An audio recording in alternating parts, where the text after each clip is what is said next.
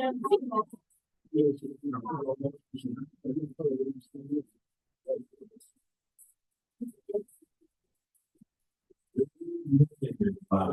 is 9 a.m. We're going to get started on time for our biannual joint county commission meeting. If everyone wants to please come take their seats, thank you very much.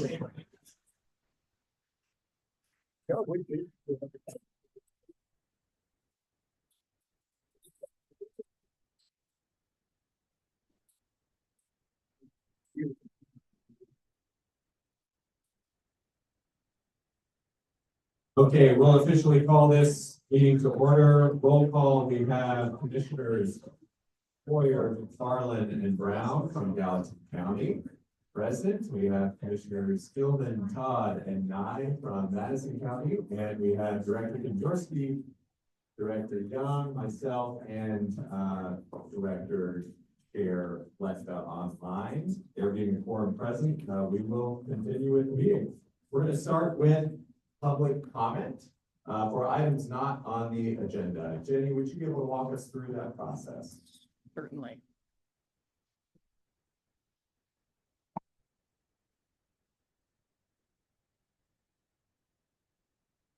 Thank you for joining. If you would like to share public comment, anytime the chairs are full today, just call for it. If you're in the room, come on up to the podium. And if there's more than one person, you can create a line, and to keep it efficient, state your name before sharing your comment. Speak directly into the microphone so that the folks online are able to hear you. Go ahead and share your comment, and then you may return to your seat. If you're listening online, we will accept comment from you as well. Just go ahead and raise your hand, and we will let you know when it is your turn to speak, and we'll ask you to unmute yourself, and same drill, state your first and last name, and then share your comment.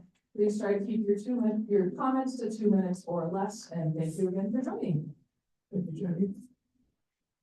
Good morning, everyone. My name is Kristen Gardner with the Gallatin River Task Force.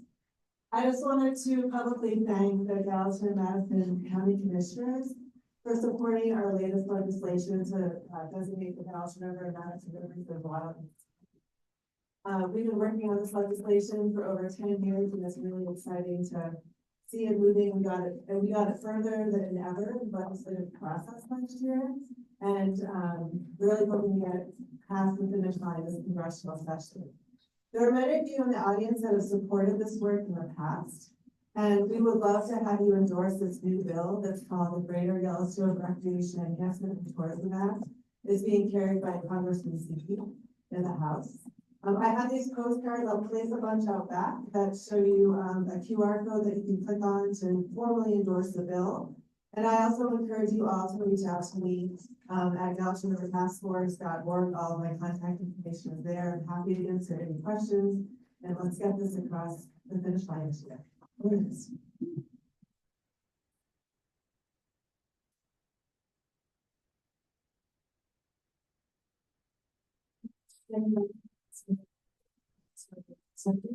Well, we all could be here today, and that might be a face that's a little bit more recognizable for some of you. But I'm excited to introduce myself and say hello and give you all a big thank you for your support. Because of the support of BSRAD and our other sponsors, we are celebrating an average teacher tenure of over 4 years, reopening Fridays, offering care to children as young as 3 months, focusing on providing a stellar program, executing our curriculum, and providing professional development to staff, all in the name of achieving our mission of providing excellent and affordable early childhood education to serve and strengthen the greater Big Sky community. We could not do this without the support of BSRAD in our community, so thank you for your support. Supporting local families through Morningstar Learning Center. Thank you.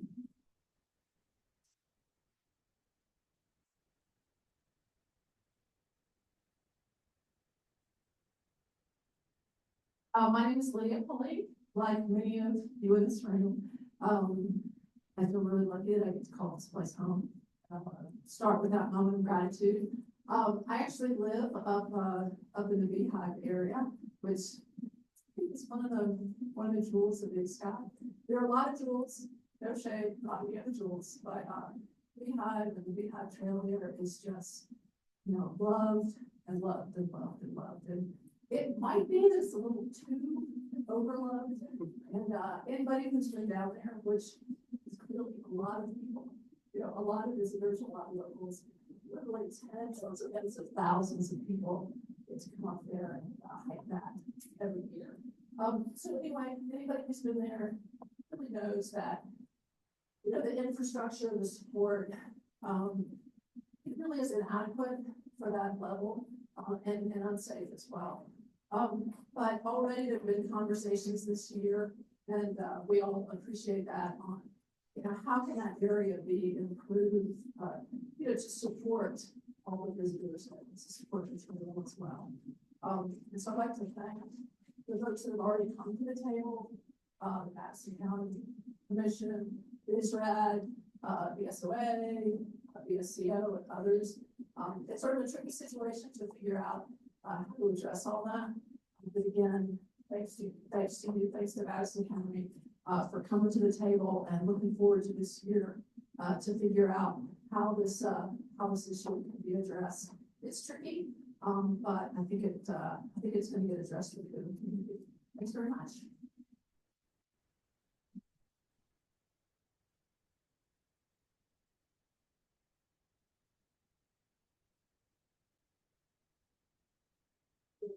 So I work for the Big Sky Resort Area District, and I just wanted to give you a brief update.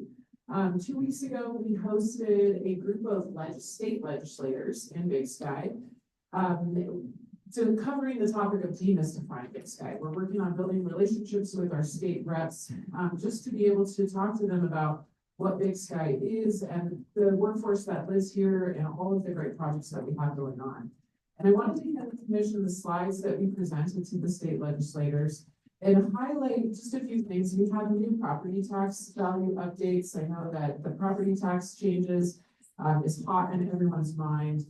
And I know you're looking at it individually, but as my role at the resort tax, I look at it as a community. And so I just wanted to highlight some of how the legislation has shifted the taxable value of Big Sky as a whole. So slides 8 and 9 for you guys that are looking at it. Basically, the legislation shifted the overall value of the BSRAD area. We used to be 8% of the statewide taxable value. With the legislation shifts, we went up to 14% of statewide taxable value. We went up from 83% of Madison County taxable value up to 90% this year. In Gallatin County, last year we were 13% of overall taxable value in Gallatin County. Now we're up to 17%. The taxable value of Big Sky is equal to the taxable value of Billings, Bozeman, and Missoula combined. And so if we had a wildfire in Big Sky that came through and, you know, took out properties, the taxable value that we would lose in Big Sky is equal to the taxable value of those 3 cities.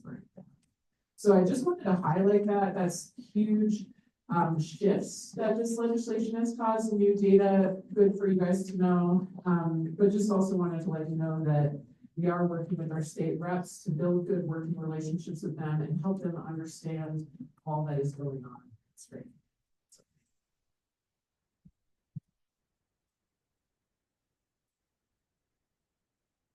Thank you, Ms. Haynes. Do we have any public comment online? Nothing coming in. Okay, with no public comments online, we'll move forward with our regular agenda, moving into old business. Let's jump into the local government staffing commission. Ms. Haynes, I believe that's you, and Mr. Conklin. Thank you. So not to be confused, this is me wearing a different hat as an elected official for Gallatin County Local Government Study Commission. But I'll let Brian Conklin kick it off. He is our representative from Madison County. Great. Well, thank you for allowing me to be here today. I represent one of 3 people on our Government Review Commission for Madison County. We'd just like to go through and do a quick 3-minute presentation and just be open for any questions that you have. This is our opportunity to come back and remind you that we're out here. We've been working on this process. We presented not too long ago here, and so there may be some new folks here who haven't heard what we. Let me go to the first slide. If you don't know what the county local government review is every 10 years. The Montana Constitution allows counties and municipalities to review their form of government. We're the only state in the union where that happens, and it just basically affirms the fact that life changes, populations change, needs change, and every 10 years it allows you as voters and as citizens to kind of review what's out there and decide if we want to make any changes. In Madison County, well, just go back, we could do recommend changes, we could recommend alternative forms of government. I'm gonna get into a little bit more about some of the things you can have as many commissioners as you want. You can change the districts that the commissioners represent, the lengths of services. There's different forms of government that we can look at. We can make recommendations for service consolidation. Any recommendations that come up will then go on the ballot and voters will then decide. Go to the next slide. Sorry, I lost my mouse. There it is. Okay. Can you just click it one more time? Bubbles, oh, go back. All right, sorry. All right, right now, Madison County, this is our current form of government. We have both the legislative and the executive is represented in 3 individuals, and they're all 3 seated at the table here. It's a commission form of government. It's kind of the default that that Montana uses. We have nonpartisan elections, which is also an option that's out there for folks to look at. We have district elections in 4-year terms. The last bullet, and I'll talk about that in a moment, is this idea of self-governing powers. Well, let me just talk about it right now. Self-governing powers basically means if you don't have self-governing powers, you are firmly restricted to only what the state government allows you to do. What they do is what you're allowed to do. If an issue comes up that isn't specifically addressed by the state government, you can't deal with it. You've got a road coming through an area where the speed limit seems a little excessive, where there's been a couple of accidents. County commissioners want to make a change. They're not allowed to do that without some self-governing powers. As power has become consolidated in Helena, we're finding more and more counties that are interested in having this ability to do. Basically, self-governing powers allows you to do anything that isn't prohibited by state law. So that kind of gives you that option, gives you more problem solving tools. So that's another issue that's up for grabs in this particular review of local government. Go to the next slide. And then just to compare, Gallatin County also has 3 commissioners, but we have partisan elections and the commissioners are elected at large. So they have to live in a district, but they are elected by the county as a whole. They're 6-year terms, and we also do not have self-governing powers. And so you can see here too, a list of the offices that are elected and then a list of the non-elected offices in Gallatin County. And as Brian mentioned, the last time that Gallatin County had a study review was in 1996. They did make recommendations, but they were not voted through by the voters because the voters did not change the form of government. And so it's this process is definitely a masterclass in local government and structure of local government, but it's super fascinating to look at the pros and cons of different things. You know, what are the pros of partisan elections versus nonpartisan elections? What are the pros of being from a district and elected by a district versus from a district and elected at large by the county? The pros and cons of these things. And so, but as Brian was mentioning with the self-governing powers, one example of a community that has self-governing powers is Bozeman. So they have a charter, and the charter goes through and lays out in detail different ways that government can operate. And some of it is where we start to get into talking about government ideology of like, do you believe in smaller government or larger government, kind of things like that. I'll also add a couple of things. This is meant to be a gradual process. You've seen a lot of counties will make certain changes and then realize after working with it for 5, 6, 7 years that didn't quite fit what they needed, and they'll tweak it again, tweak it again, and tweak it again. So this has been a wonderful process for the state of Montana and local governments to continually refine and make changes. The second thing that I want to add is, in Madison County, we're thinking about what kind of government do we need for the next 10 years? Not just with the needs that we have now, but what will our needs look like 5 years from now, 8 years from now, 10 years from now? So we'll keep that. We can go to the next slide if that's okay. So certain considerations that we can consider: the number of commissioners, how elections are held, the terms of office, and then forms of government. For example, some counties will have an elected executive.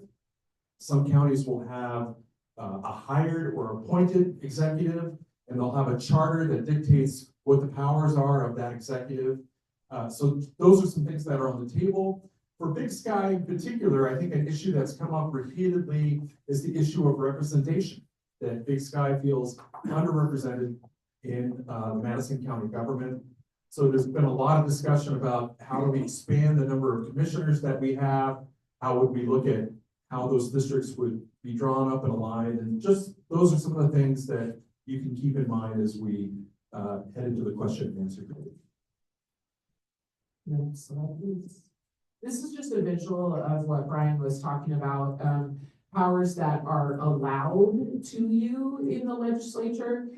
That's the general governing powers in the green. You are limited to what is in that bubble. And then self-governing powers are anything in the gray and green area.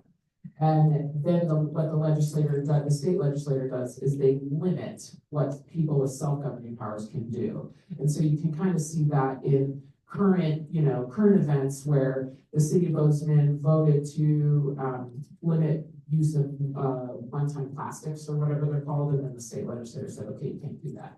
So they took that away. But that's a good kind of example as you watch that in the news, of how this stuff works. Okay, we can go to the next slide. Okay, no one can read this. This is just a breakdown of Madison County's plan and how we're approaching this. I'll just sum that up. We're at the phase now where we're out there gathering data. In the next slide, I'm going to click over. You're going to see a QR symbol, which would allow you to go straight to a survey. There it is. But if you just go to the Madison County Study Commission.mycanva.site, that will actually take you to our webpage where you can click on our survey and take it. We would love to hear from you. The more feedback that we have from you, the better. So we're in the process right now of going out. We've been meeting with, we met with all the department heads of the county. We're meeting, we'll be doing a number of town hall meetings around the county to elicit feedback. And then the next plan is we'll, based on that feedback, draft a potential plan of action and some changes, or maybe based on feedback, everybody loves the way things are, and our recommendation will be that we're not going to change anything. So based on the feedback that we have, a plan will be put in place. We'll spend a lot of time over the next year socializing that plan and getting feedback. And then in November of 2026, there would be potentially an item on the ballot. But if you'd like to see what we're doing, who we are, we meet the first Wednesday of every month in Virginia City. Just go to this website. We'll have a QR code there that you can click on. We'll take you to the survey. We would love to hear from you.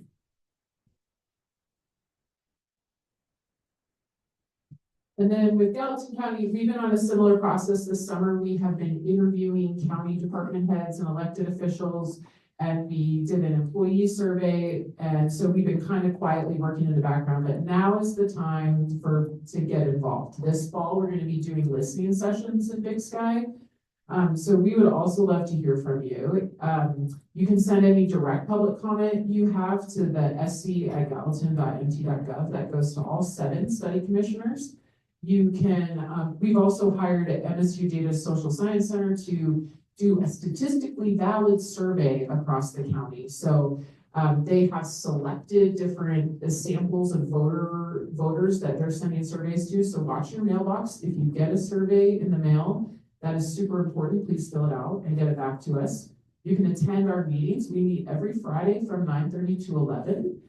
It is accessible online, and you can also visit us at the Gallatin County Courthouse in the community room. And then, save the date, put on your calendar right now, November 12th from 6 to 8, we will be in Big Sky doing a listening session. Dan Clark from the local government center is gonna host that. We're inviting our Madison County Study Commission to join us, and we are gonna be facilitating, hearing from you all about how we can improve our county government. So until then, be thinking about what works with county government, what doesn't work, and let us know, because all of your feedback is super important. This is the time to get involved. This is the time to have your voice heard. This is the way that you change your local government. So please reach out to us. We want to hear from you. I think that's it. Yeah, thank you very much for the time, and do we have time? Are we allowed to take in a couple Chair, questions? where are we at on timeline? Are we allowed to ask? We have some time. Thank you very much, Mr. Conklin and the Saints. But I'd like to start with questions, comments from the commissions and the district.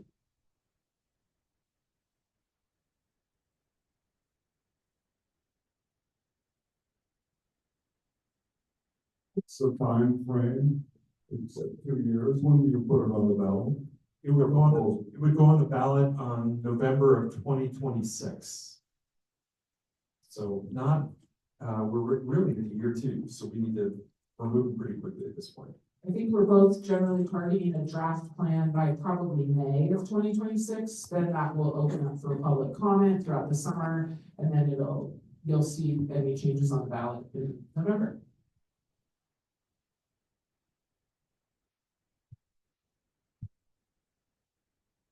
Any public comment from our very engaged, a very large audience this morning? And by the way, we do understand that sometimes getting up and walking all the way up here can be tricky, but we could probably get a microphone too. So I would welcome raised hands. Yes, Ms. Wolf. I can try to talk really loud too. I heard you say that there was some recommended changes at 96 in Madison County that the voters did not pass, correct? Did I hear that correctly? Oh, it was Gallatin. What were those changes that the voters did not pass? I should know this off the top of my head, but I don't. It was things to certain offices, like the coroner's office. Like, I think it was not electing the, I should know this, and I'm terribly embarrassed that I don't know this. It was moving different elected offices from an elected to a non-elected position. So for example, the coroner, was originally elected. But that person needs a lot of like specialized medical knowledge. And so sometimes it's nice to hire office. I couldn't remember it, the other recommendation that was cornered. On our side, and we went to nonpartisan elections. That was an option that voters selected. There was a point where we had a hired administrator that went by the wayside. Didn't work out too well, at least that particular time and that particular individual. So there have been slight changes over the time. In Madison County, we haven't done a lot over the last 15 years or so. So this is actually the first time in a while that we voted to do the government study review. Okay, thank you. Other questions, comments in the room?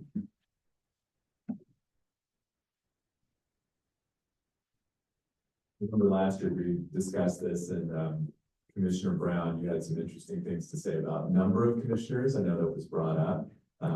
You had said some really interesting things about 3 versus 5. Is there any chance you would be willing to refresh us on what you all learned?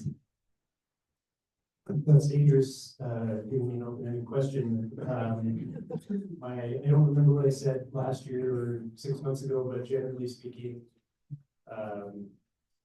the charter form of government gives flexibility to the option of number of commissioners.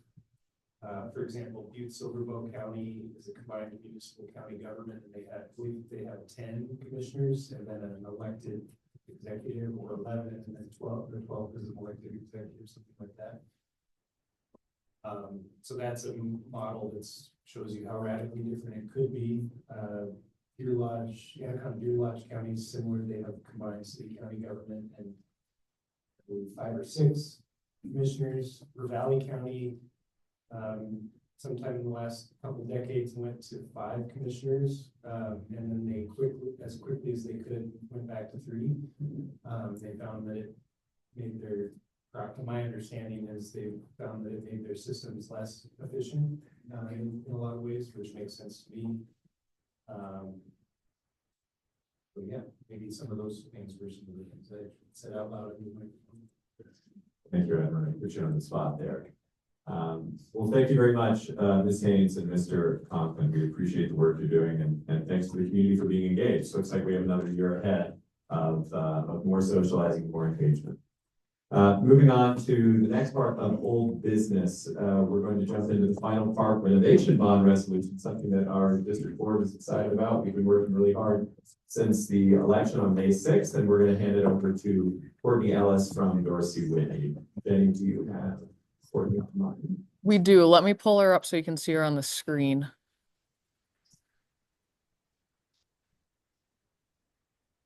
Courtney, we should be able to hear you. Okay, can you guys hear me? Yes. Yeah, okay. Well, good morning, everyone. As John said, my name is Courtney Ellis. I'm a partner at Dorsey and Whitney and am serving as bond counsel to the Big Sky Resort Area District. Before we get into the bond resolution, I'd just like to provide a bit of context here. After the voters approved the issuance of bonds by the district to finance a portion of this community parks project, there was a fair amount of work by a number of parties to get us to this point. So the district and Big Sky Community Organization started coordinating with respect to the timing and needs of the project to ensure that bond proceeds would be available when BSCO needed those funds, but minimizing the time that the district would have bond proceeds sitting unused. And the district and BSCO negotiated and entered into a grant agreement providing for the disbursement of proceeds for project costs. The district hired D.A. Davidson to act as placement agent and/or underwriter with respect to this series of bonds. And Davidson began doing some market analysis to determine the best way to market the bonds to get the lowest interest rate for the district. And Bridget Ekstrom from D.A. Davidson is also here this morning and available for questions. By a resolution adopted in August, the district appointed a pricing committee and authorized and directed that pricing committee and staff to market and sell the bonds subject to certain parameters. In September, Davidson and the district prepared a solicitation document, which was then sent out to banks, and responses from banks were received last week. The district got great bids, and as you've seen in the resolution, the low bidder was Stockman Bank. Pursuant to the resolution previously provided in August, the district and Stockman Bank have executed a final term sheet for the sale and purchase of the bonds. And so now we're at the final step in terms of the formal approval, which is adoption of the bond resolution by the district board.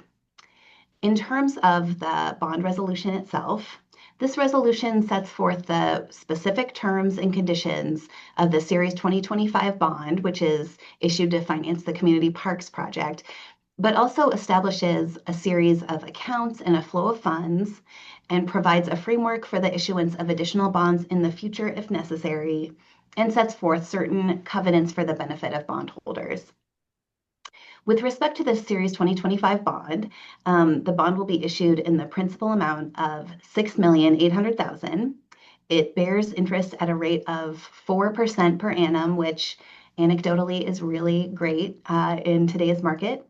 It's payable over a term of 20 years, and it's prepayable at any time in whole or in part without premium. So that's a really great provision for the district in terms of future flexibility. In terms of fund structure, the bonds, and that means the Series 2025 bond and any additional bonds that might be issued on a parity with that bond. The bonds have the first lien on 3% resort tax revenues as received. After the debt service accounts for the bonds are fully funded, 3% resort tax revenues may be used, if necessary, to make up a deficiency with respect to bonds payable from the 1% resort tax, which will be an important marketability provision for the cold smoke bonds when those are issued in the future. And then remaining funds would be used as typical for all other lawful purposes of the district. In and by the bond resolution, the district reserves the right to issue additional bonds subject to certain conditions, including voter approval, if required by state law, and compliance with the statutory debt limit, which provides that maximum annual debt service on the bonds cannot cumulatively exceed 25% of average amount of 3% resort tax revenues received in the past 5 years. The covenant structure here is pretty simple. Generally, the district covenants to pay debt service on a timely basis, to maintain books and records. And in the event that resort taxes were abolished under state law and the state legislature provided a replacement revenue stream, that the district would use those replacement revenues to pay debt service. So that's a very high level overview. I'm certainly happy to answer any questions that folks might have. And as I mentioned, Bridget Ekstrom from D.A. Davidson is here as well and happy to answer questions. Allison, thank you for your tireless work, because this is unprecedented territory for a resort tax, and you've made it go so smoothly and quickly for us. It feels like it's been a while since we passed that election, but I can tell you the BSRAD team and Dorsey Whitney and D.A. Davidson, BSCO and Housing Trust have all been working very hard to get this done as quickly as possible. I'm wondering if Director Young would be willing to add a little color to that. I just wanted to take the opportunity to thank Courtney and Bridget and Crystal and the teams at D.A. Davidson and what are you, Ellis? Whitney, that this has been a really great team to work with and a fun challenge to work through. We're really excited to be able to take the bank qualified bond and get the lower interest rate, push off the closing date for Cold Smoke, and it's just really, it's been exciting to do some fun things, big things, and have a great team to work with. So thank John for joining me on the finance team, and Danny, and who else is with us? Jenny and Kristen. You guys have been awesome, and this is exciting. Thanks, and thanks to everybody in the room for helping us get this across the board. I see that Bridget Ekstrom is online. Bridget, would you be able to just tell the community really quickly what you told us about the advantage of taking a bank qualified loan and how that saved us hundreds and hundreds of thousands of dollars? Yeah, hi, John. Yeah, and hello, everybody. Good morning. I'm Bridget Ekstrom from D.A. Davidson, and well, you have a seasoned group of bond issuance officials in the room.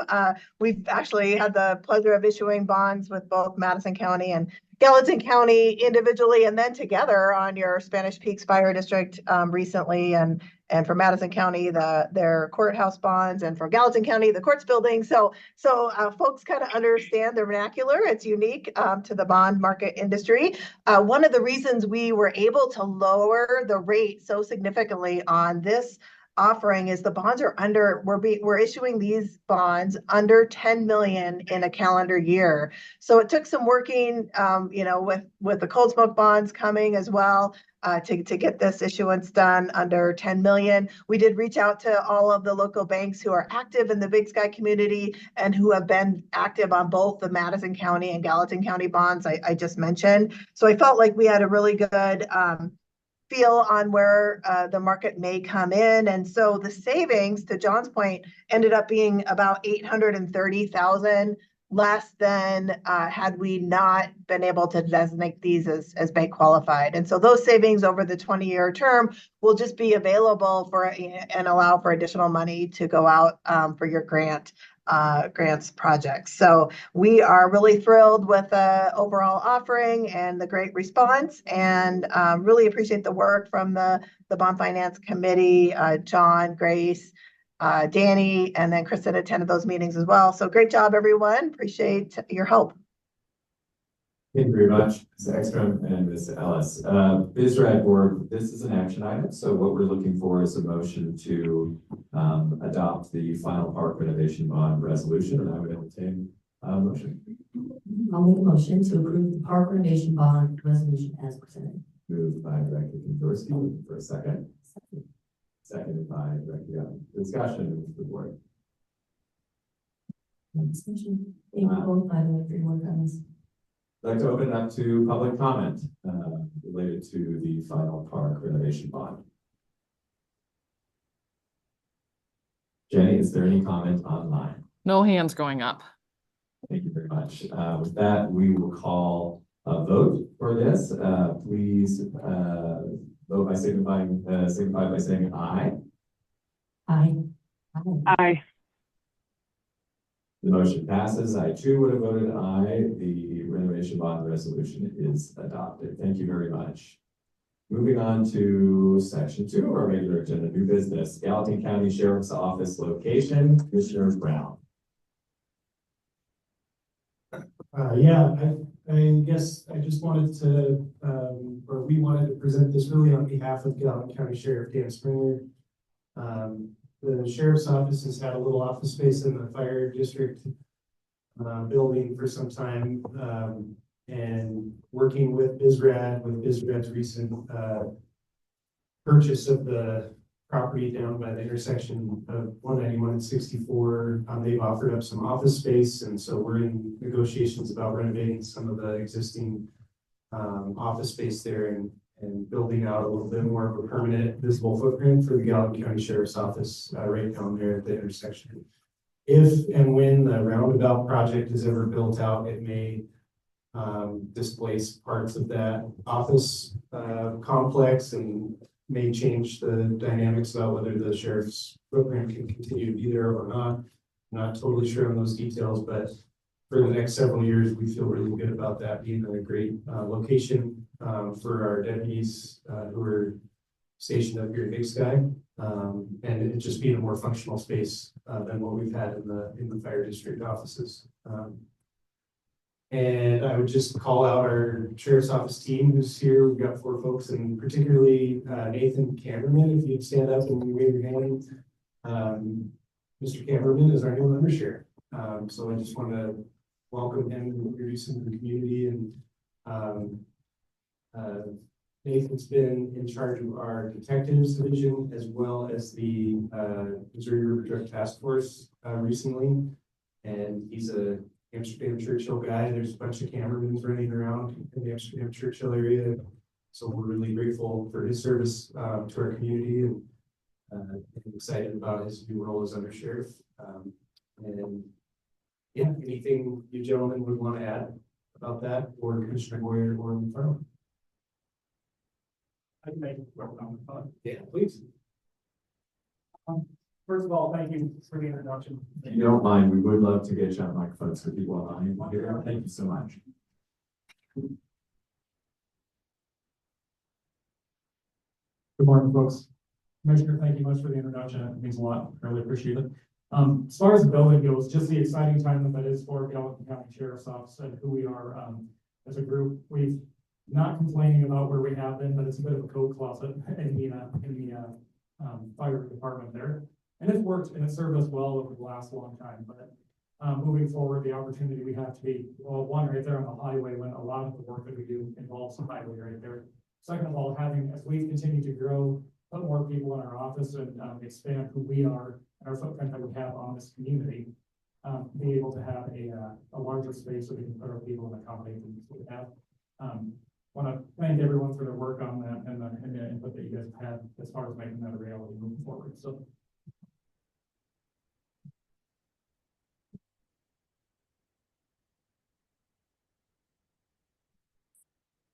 Comments from the Commission Board? Any public comment? Okay, moving on to Highway 64 speed study request, Commissioner Todd. Good morning. No, it was actually a result of the but we'll just talk about it. I wanted to throw it out to both commissions and to the room, whether anyone actually recalls a speed study occurring on Highway 64 up by the resort at any time.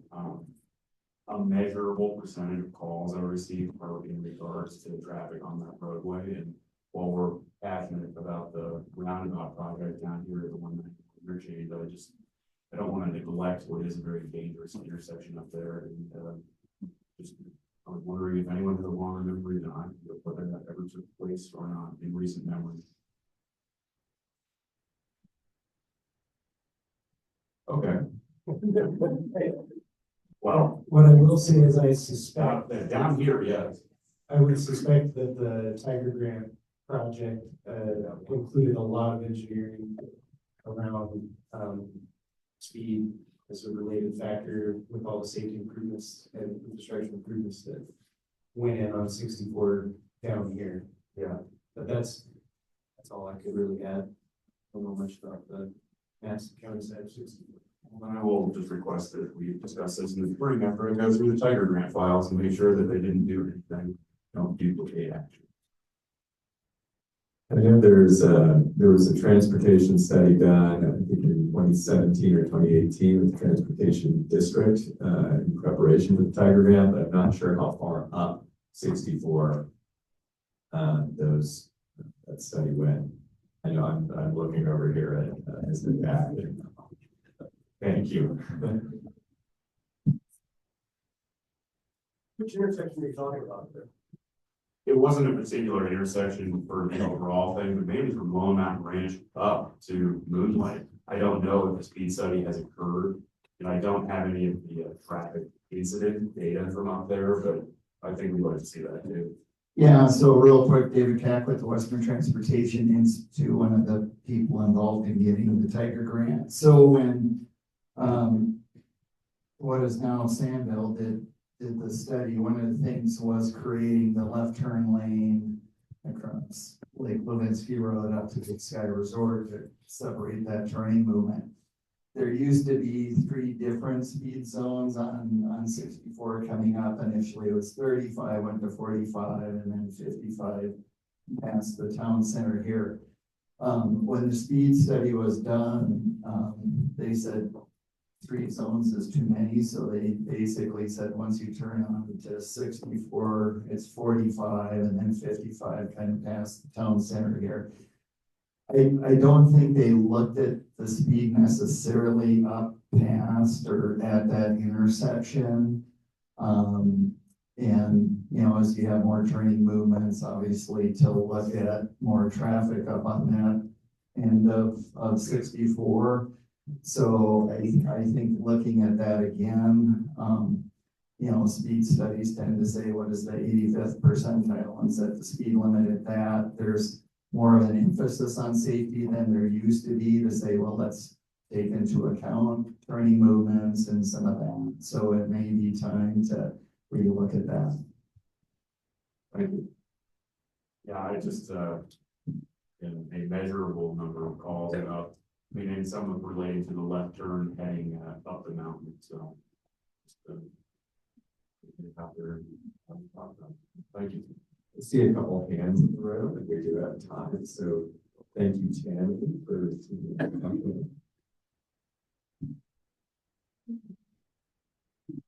This is Scott. I have emailed the Department of Transportation, and Josh Ritchie says we will eventually have a sign saying that there's going to be a turn lane and that we're going to have better paint. But is there any guarantee that we can get it done before winter so that the locals who know that there's a turn lane, you know, it's just because we don't have an actual sign saying that there's a turn lane coming up at Lake Levinsky, or even the white line, once they put down the chip seal, got rid of one of the lines completely. So it's pretty dangerous right now. So hopefully it gets done before winter. And Mr. Chair, can I chime in? I think that is a good segue to say a couple of things. One is there's no guarantee with MDT on anything. And I don't mean that in any disrespectful way. They're a large organization with a lot of needs across the state, but a lot of constituents come to us at the county and can't understand why we can't just tell MDT what to do. And that is a tension that's very prevalent in my experience in this job as the county commissioner. And just an example is we've been begging and asking and pleading for MDT to install a stoplight on Huffine, where the new town pump went in between Four Corners and Bozeman for a year and a half. And today was the first time I had seen that actually going up. And they opened that town pump over a year ago. So that's an example where the community comes to us and says, what the heck? And we have to just say what the heck to MDT on their behalf, but it's not like we always have more traction necessarily than advocates for the community and citizens. That's just the reality of it. We do our best to maintain an open line of communication and a trusting relationship so that they pay attention to us when we call and ask, request for action, but they kind of march to the beat of their own drum, and they have their own set of priorities and workflows and needs that aren't always aligned with our priorities, frankly. So that's a general comment to respond to your striking question. And it's also a segue to point out a couple of Big Sky community members who advocated a lot over the last several years for a speed study on 191. David Stewart and his wife Suzanne Samardich. We've have been asking for speed reductions along 191 for years, and they, to their great credit, have really invested in a long-term conversation with us, with their legislative representatives, and with the engineers at MDT. I think if they were here to respond to my compliments, they would say, yeah, but we didn't get what we wanted. But they got some minor changes and reductions, and they put in a ton of hours advocating and doing so really professionally and respectfully. So I just wanted to share those compliments and really give them credit for the speed reductions high that are coming into effect. I believe that's a similar thing where that speed study was completed over a year ago. We made our recommendations on behalf of the county commission over a year ago. I believe those signs still haven't been installed. So it just takes a long time with that agency. But David and Susie definitely provide an example for how to advocate in a really professional, thorough, and respectful way for those types of items.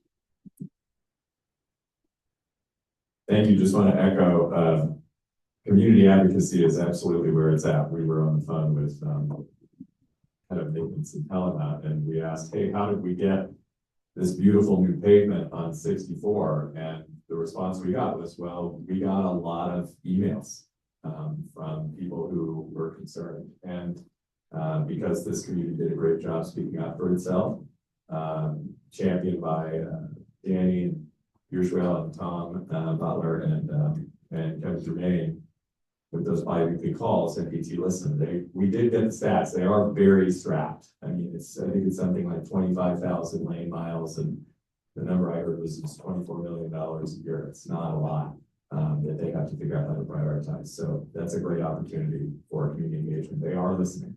So thank you. Moving on to Gallatin County zoning reform. Passing off to Commissioner Boyer to my left. Good morning, everyone. I have a slide to look at that you also can't read, but I'll kind of walk you through it. As you may recall, last year, Gallatin County went through a process and adopted our future land use map. So this was an action that took our growth policy, those big visions and goals that we have as a whole community, and put it into map form. Following that, we initiated a zoning reform conversation. So we have significant unzoned land in the county. We also have 22 very unique zoning districts throughout the county, including one in Big Sky. And so in an effort to create more predictability, to create more consistency across our county, and to give our local residents more voice in what happens in their future, we kicked off a series of listening sessions in February of this year. So we held listening sessions around the community and gave folks a spectrum of opportunities that the county could explore. So these went from the least restrictive to sort of like status quo, it is what it is, or even get rid of all the zoning districts that we currently have, all the way to a process that is now enacted by our state legislature for the Montana Land Use Planning Act. So we are able to establish countywide zoning and sort of from the top-down perspective. So after listening to concerns and having forums at our planning board as well, we took the feedback and said, hey, these three options, 3, 4, and 5, right in the middle, seem to have the most interest by the community and seem to allow sort of the best way forward.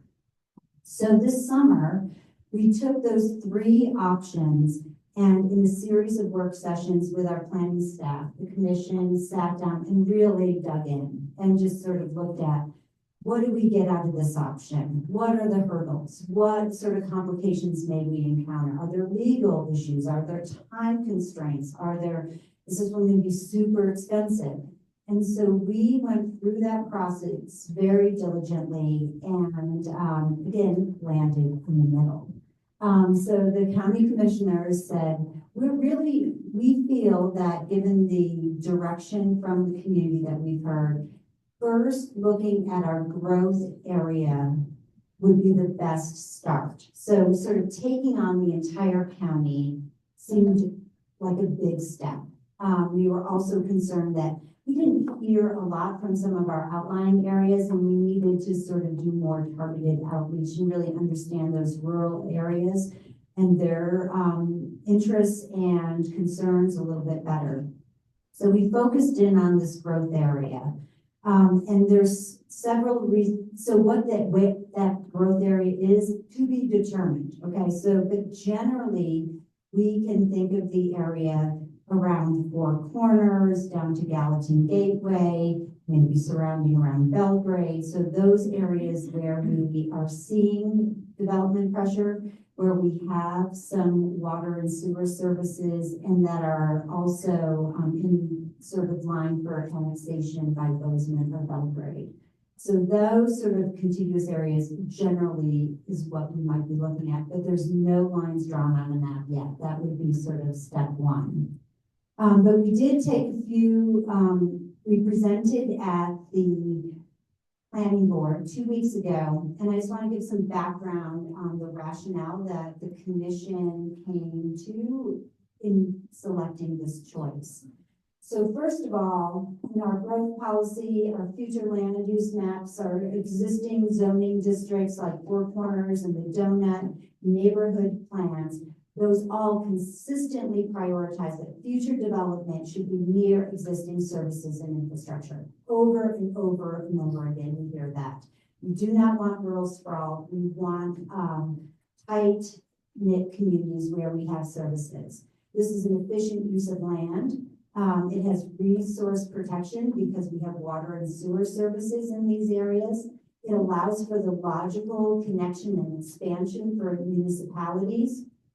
And these areas are already receiving some of the highest level of development pressure. We also felt that this approach was logical and timely. If we were starting zoning conversations sort of in the hinterlands of the county, people would be like, why are you concerned out there? What could possibly happen? Why aren't you focused here? So we felt that the community already sees and feels those pressures, and so that would make sense to them. And also, this process would be a really good way to improve citizen engagement. We've been hearing that people have a little fatigue around being asked what they want for their community. So we're sort of building on these conversations, and it seems that this would be a sort of potentially a faster track in some ways. This is a safe and secure process. It doesn't have any legal hurdles. It doesn't have a huge financial lift. And it also should improve public and administrative usability when we're done with it. We also want to make sure that the approach would result in more predictability and consistency of land uses and decisions. So basically in our unzoned areas, we have this we often encounter concerns that, I don't know what's gonna happen. And then there's the development proposal and the neighbors are all saying, I didn't think that that was an allowed use here. Because I'm near another zoning district where maybe that's not allowed. So really just having more compatibility across the jurisdictions that we do have. And that's why this growth area that already has a lot of overlapping jurisdictions was important. And while we do focus on the growth area for zoning reform, we're also going to be doing that targeted outreach for rural engagement to learn specifically what their concerns are and where comfort is on potential future land use. So that is where we landed. We presented this 2 weeks ago to our planning board. We took public comment. I will say that the public comment was not extensive, but it kind of went back to the entire spectrum that we presented back in February. But the planning board's discussion and sort of consensus was this was a really great place to start.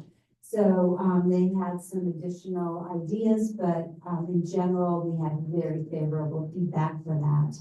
On the 21st of October, we will have this on our commission agenda.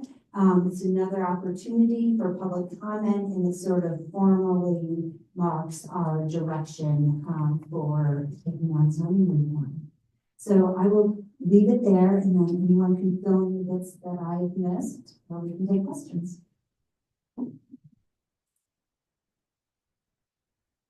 I would just add the clarifying note to the take-home message for Big Sky residents is that we have no plans to affect or mess with or edit or in any way change your zoning district regulations, which have been in place for 40 plus years. So I wanted to just say that loudly and clearly. Thank you, Commissioner Boyer. Questions, comments from our crowd here?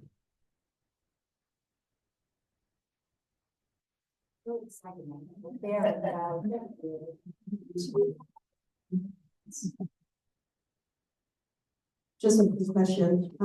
Does that mean that all of the districts will come under the new Malupa process? Or you're going to leave the existing districts outside Malupa and put in maybe Gallatin Gateway, some others under Malupa? Right. So the latter, there's several ways that this could roll out. Our existing districts, like Four Corners, for example, maybe, or the donut area around Bozeman, maybe those are extended and those expand. Maybe new districts are established, like around Gallatin Gateway. But we are not going down the track specifically. So. Yeah, and I can't help myself, Representative Griffith, just for this came up as the Montana Association of Planners conference yesterday in Helena, and I think it's worth saying that from our planning perspective at the county level, the Montana Land Use Planning Act was a law that was crafted by the League of Cities and Towns for municipalities, and it really does not contemplate in any sense the complexity of a county like Gallatin County with multiple rural zoning districts. It provided no guidance in its first form on how to, if we were to opt in, it would require countywide zoning right out the gate, and it provided no guidance on how we would unwind all the existing zoning districts like Big Skies, which come with lots of property right entitlements and legal complexities that the legislature didn't through it all or provide any guidance on.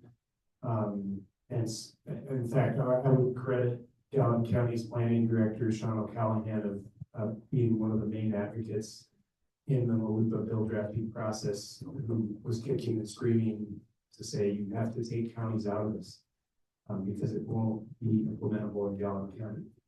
And they amended the bill near the end of the session back in 2020. I believe this was 2021 or 23 to allow counties to choose to opt in if they wanted to instead of requiring us to implement it. So some background there from my perspective. Other public comment in the room, questions?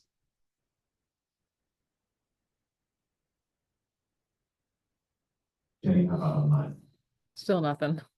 Thank you very much, Commissioner Boyer. We appreciate that. Moving on to FY 26 and FY 27 BSRAD interlocal government grants.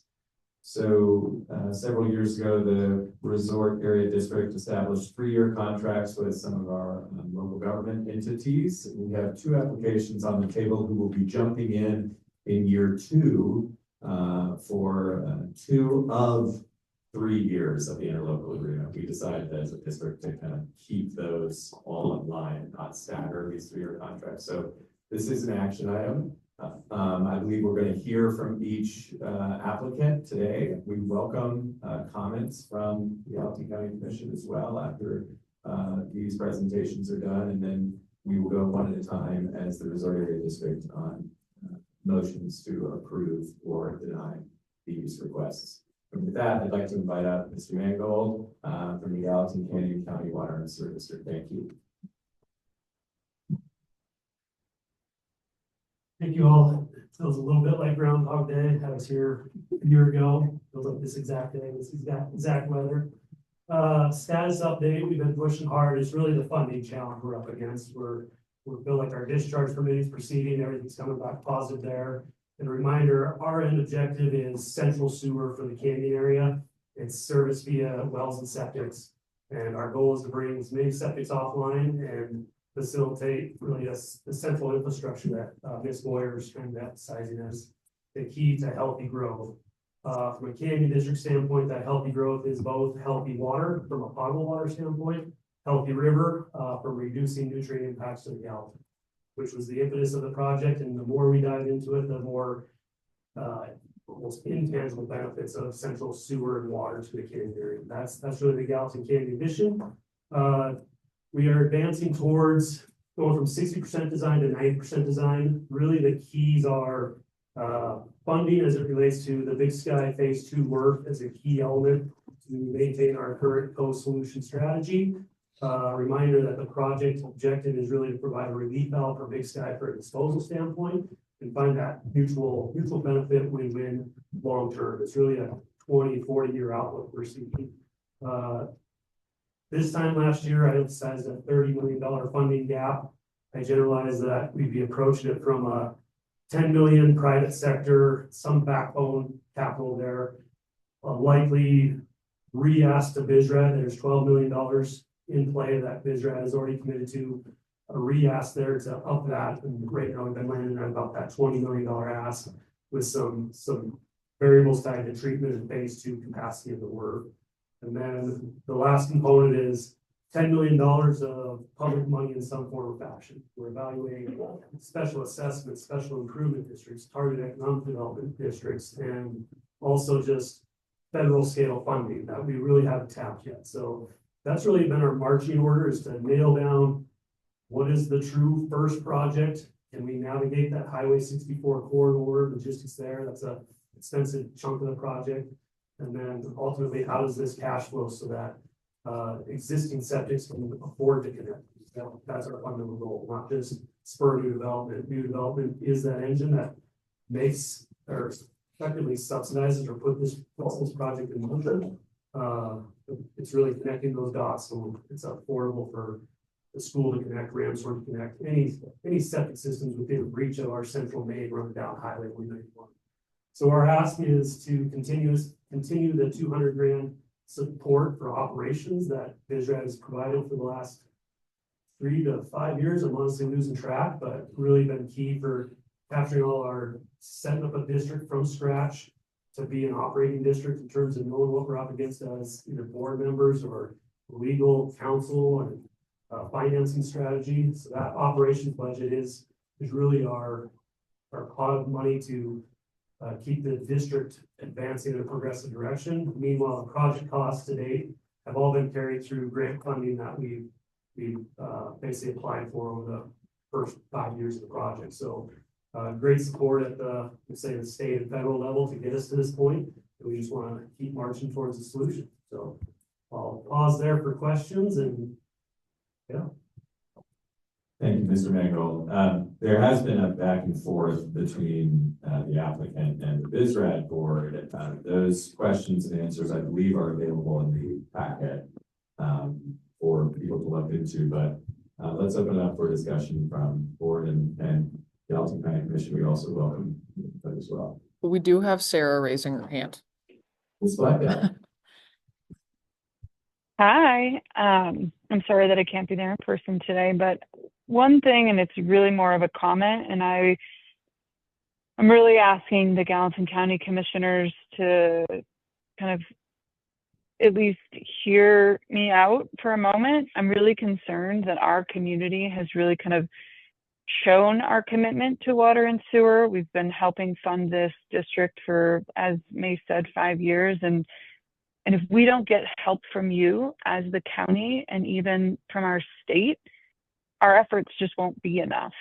We obviously care a lot about the Gallatin River, and we really need these septic systems to get offline. If we don't, we've been working in vain. The Gallatin River, I think everybody can agree, is one of the most majestic rivers many of us have seen, and we have the privilege of living with it. And so I really am just hoping that we can continue to work together and find a solution that can make sure the Gallatin stays protected, and that we can take the dollars that we've spent as a community and help get matching funds, or find ways that you can help contribute to us to make this a safe river, a beautiful river for years and years to come.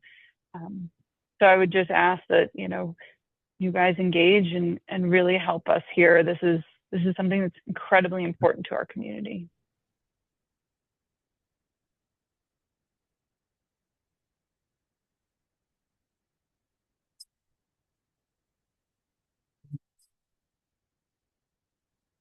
I'm Sarah. To be honest with you, my question, Lise, was I did want an update on where you're at in finding that $10 million.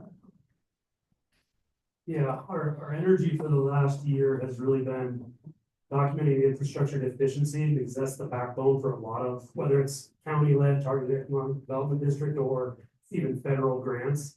Documenting that infrastructure deficiency cost is a starting point. We planned on the sewer project alone is a $50 million base cost, and that could grow to $100 million depending on how far we're trying to get down. So you got this $50 million floor that we know pretty firm. That's that number one project. The water, we did complete in it, water preliminary engineering report that establishes how do we convert 5-ish kind of quasi-public systems into one central system. That was landing about a $20 million price tag. That comprehensive solution is really better fire suppression, better fire ratings for the entire community down to school. That's a crux of that corridor. So there's another 20 million. Honestly, I haven't even tracked the roundabout costs, 25-ish million, I'm thinking. And then assuming Missioner Creek and Beaver Creek, key intersections there, that transportation infrastructure efficiency starts to be looming at some point in the future. So really our legwork for the last year has been, the wastewater challenge. Let's understand the water challenge and solution for a 20-40 year outlook, and start to think about infrastructure efficiencies beyond those two, beyond what the Canyon Sewer District, Water Sewer District is kind of spearheading. What is the transportation, emergency services, all those dynamics. And so building that case for broader funding in our charge.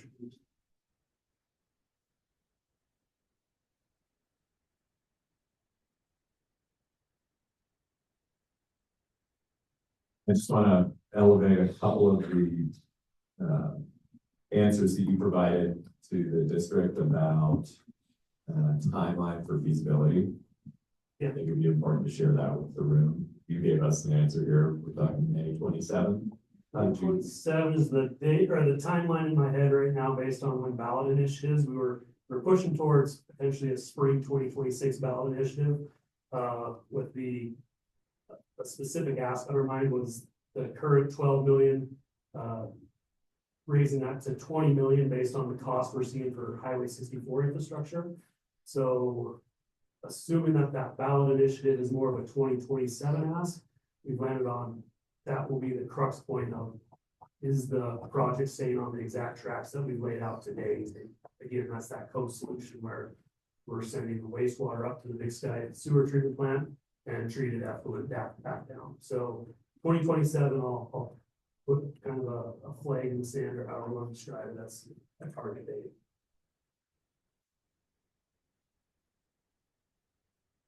I'd love to open up to public comment, questions from the community.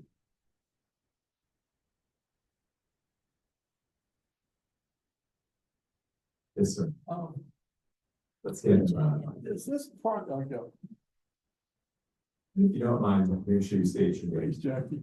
All right, Richard Schwalbe. Is this primarily a sewer issue, or are we also supplying water out there? They already have a water supply. Yeah. Richard, nice to meet you. I've had a couple calls, but never face to face. So fundamentally, our number one challenge is the sewer challenge. Septics was the start of this whole venture, and it was really Gallatin River Task Force initiated. It is fundamentally a sewer challenge.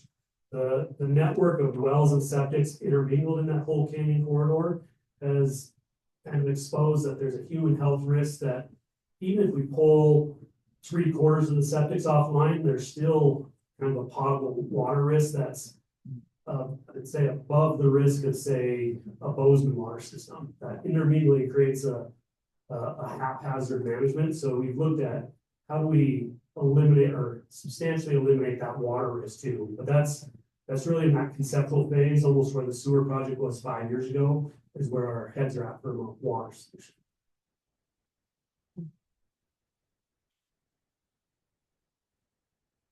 Further public comment?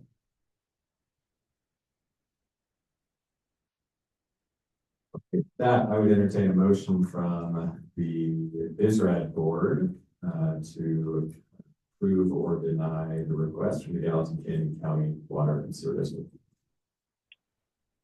I'd like to I'll make a motion to approve the request for the Gallatin County Water and Sewer District. The motion is made by Sarah Blackback. Seconded by Chris. Seconded by this discussion. Is the motion just for this 1 year? Or is it going to be a 2-year commitment? The motion would be for the interlocal agreement, which is for FY26 and FY27. So $20,000 each year. Yes, I would make a motion to approve the actual request. Thank you, Ms. Blackback. I would just like to have a discussion around it. I think this is an important issue. Yep. I think we should support it for a year, but other people need to come to the table to help support this. And with that are Gallatin County Commissioners. So it just can do a year. Just to be clear, Ms. Blackback, the motion was to approve both years. Is that correct? Correct. Yeah. When you guys talk, if you talk into the microphone, it's easier. The audio is pretty brutal online. But yes, my suggestion or my motion is to approve both years. I don't think we'll be able to get anybody on the hook to help us in just 1 year. And so I do think that 2 years is appropriate. I would say that at that point, if the Gallatin County Commission or the state can't help us, this may be no longer a feasible project, in my opinion. I won't be on the board at that point, so that board will need to make that decision, but my motion is for 2 years. And I think what Mr. Mangold just told us is that we're going to know a lot more in 27. So I tend to agree with Ms. Blackback that 2 years is kind of the minimum to make sure that we're advancing towards this milestone. With that, we'll take public comment. Anything online? No. Okay, I'll call the vote. All those in favor of Ms. Blackback's request, please say aye. Aye.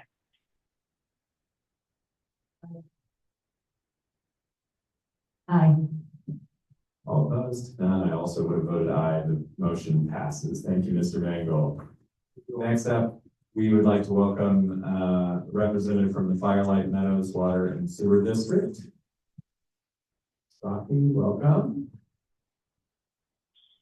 Again, this is a 2-year interlocal request. It's 2 of the 3. Thank you for being here. Becky Brocky, Vice Chair of the Firelight Meadows County Water and Sewer District. The 2-year election process to form the Firelight Water and Sewer District marks the beginning of our multi-year effort to address our neighborhood's failing system. Firelight residents formed this district out of necessity. Rather than connecting the 216 residential homes to Big Sky Water and Sewer's existing infrastructure, the original developer built a private water and septic system and then sold it to West Fork Utilities for profit. That decision, made 2 decades ago, leaves today's residents dependent on a privately owned system that can no longer meet DEQ standards.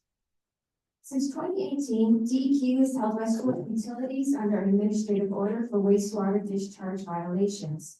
Because the Firelight HOA neither owns nor controls the system, it has lacked both the authority and access to public funding needed to address the problem. By creating the Water and Sewer District, Firelight residents can now take ownership of this issue, unlock federal and state funding not available to HOAs, and chart a path toward annexation into the Big Sky Water and Sewer District. We're deeply grateful to the Resort Tax Board for the recent MICA grant that allowed us to secure insurance, retain legal counsel, and establish operations. Legal and accounting services will likely use the remaining balance. With additional resort tax operations support, we can hire engineers to assess Firelight's aging infrastructure and complete a preliminary engineering report to identify feasible solutions and costs. Until we complete these assessments, our $10 million capital estimate remains just a guess. Although Firelight must complete the preliminary engineering report before it even qualifies for capital improvement grants from state and federal funders, the Montana Department of Commerce offers planning grants that, if matched by resort tax, can move this work forward immediately. While these grant efforts will help us move forward, this isn't just a Firelight issue. Contamination from our failing system spreads across the Gallatin watershed and impacts our neighbors in West Fork, Town Center, and Meadow Village. Supporting Firelight startup operations helps protect the Gallatin River, advances DEQ compliance, unlocks matching government funds, complements BSRAD's canyon investment by addressing another significant source of contamination in our watershed, and keeps one of Big Sky's largest neighborhoods livable for the workforce that sustains this community. Thank you very much, Ms. Rocky. Questions from the board or commission? Just one thing that I really appreciated you pointed out in your application was how many homes are actually in Firelight. That's always a number I've been interested in. It's 216, which was remarkably, I think, the same number of parcels in the Gallatin Canyon County Water and Sewer District, and just appreciated what you had to say there about talking about homes that are already built. So with that, I would entertain a motion from the BSRAD board to approve or deny this request. Make a motion to approve the Firelight interlocal request for the next 2 years. I'll second. It's made by Director Young and seconded by Director Dorsey. Board discussion, Ms. Blackdown. I think the same applies here. I think we really need to just keep working towards keeping that river clean, and I love to see what they've been doing and think they've been doing a great job. I'm fully in support. Public comment. Sir. Hi, Richard Schwalbe, longtime, full-time resident of Big Sky. Full disclosure, I live in Firelight. That is not why I'm here. I'm also a member of the Citizens Advisory Committee for Fish, Wildlife, and Parks. And since the impairment of the Gallatin River a couple of years ago, I've been following issues involving the river quite closely. I've had discussions with the Bureau of Mines, which tested the water flow and pollution here in Big Sky, Department of Environmental Quality, and the Public Utilities Commission. I was not a part of this application. I didn't see it until after it was submitted and on the website here. But I can't confirm that everything that I was told is exactly what Becky was reported in the application. That is absolutely consistent with everything that I've seen. Couple of quick facts that concerned me a little bit. This past spring, I read the summary of a report from the University of Colorado in conjunction with a couple of other universities that tested the timing of water flow through the Rocky Mountain areas in 30 different locations, including southwest Montana. The fastest they found was 3 years and as much as 15. Water does not flow very fast through the Rocky Mountain structure. I hate to use the term, time is of the essence, but certainly this is the right time. I don't think we can wait for, the continued degradation of the system there. One of the things that, I noticed here, I'm sure a lot of people have, this water district vote was 147 to 0. This has absolute widespread support here. Who benefits and who's harmed? My water at Firelight is going to come out of the tap, just saying no matter who supplies it. It's going to go down the drain just the same. As is the case in most and certainly many pollution issues, it's the people downstream who suffer and who are benefiting from this dirty cleanup effort. It's the whole town. It's the whole community. Why the people of Firelight support this? It wasn't so much for themselves. It was for their neighbors. It was for the entire community. It's for everybody whose livelihood depends on the Gallatin River system. And that's a lot of our neighbors. And I can tell you, everybody that I have spoken with at Fish, Wildlife and Parks and everybody on the Citizens Advisory Committee here strongly supports this. So I thank you very much. I thank you, Becky. Thank you very much, Mr. Foley. Another public comment in the back. Representative Griffith. Thank you. And I'm not talking as Representative Griffin right now. I'm talking as the Firelight Condo Association attorney for 15 years. I do not represent them now. There was a conflict of interest with the board change, but Firelight has been working on this issue for over a decade. And I think that I would hope that you would support this funding, as the end result is going to better all of Big Sky. And Firelight has really put, as Mr. Schwalbe mentioned, a lot of work into making the water system and the sewer system better for everyone and for our rivers. So please support this. Thank you. Thank you, Ms. Griffith. I see another hand there. Kristen Gardner, Gallatin River Task Force. I think it's been well characterized, the benefit to the river system of this project. But I also want to point out that the septic plume from the Firelight Meadows system actually goes towards our public drinking water system, which is a huge risk to me. That water system has won national awards for cleanness and tastiness. So anyway, I just want to make sure that everyone knows that this project is a huge benefit to our public water system.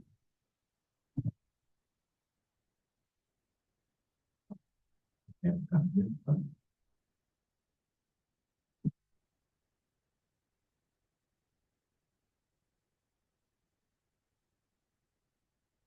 My name is Jeff Gill, and like Richard, I am also a Firelight resident. I've lived in the Firelights and in Big Sky for the past 10 years. I was part of the campaign for the Firelight Water Sewer District with Becky over the past 2 years, and would like to reemphasize Richard's comment about how the entire Firelight community supported it, not only in the first election, but also the second election. In the first election, we only missed the vote by 1 vote because of a 40% threshold of all voters needing to vote. And in that election, no one voted against it either. And I would also like to reiterate, as everyone has mentioned, that water does not respect any district lines. And so this problem is not just a Firelight problem, but it is an entire Big Sky community problem. Thank you very much. Further public comment in the room?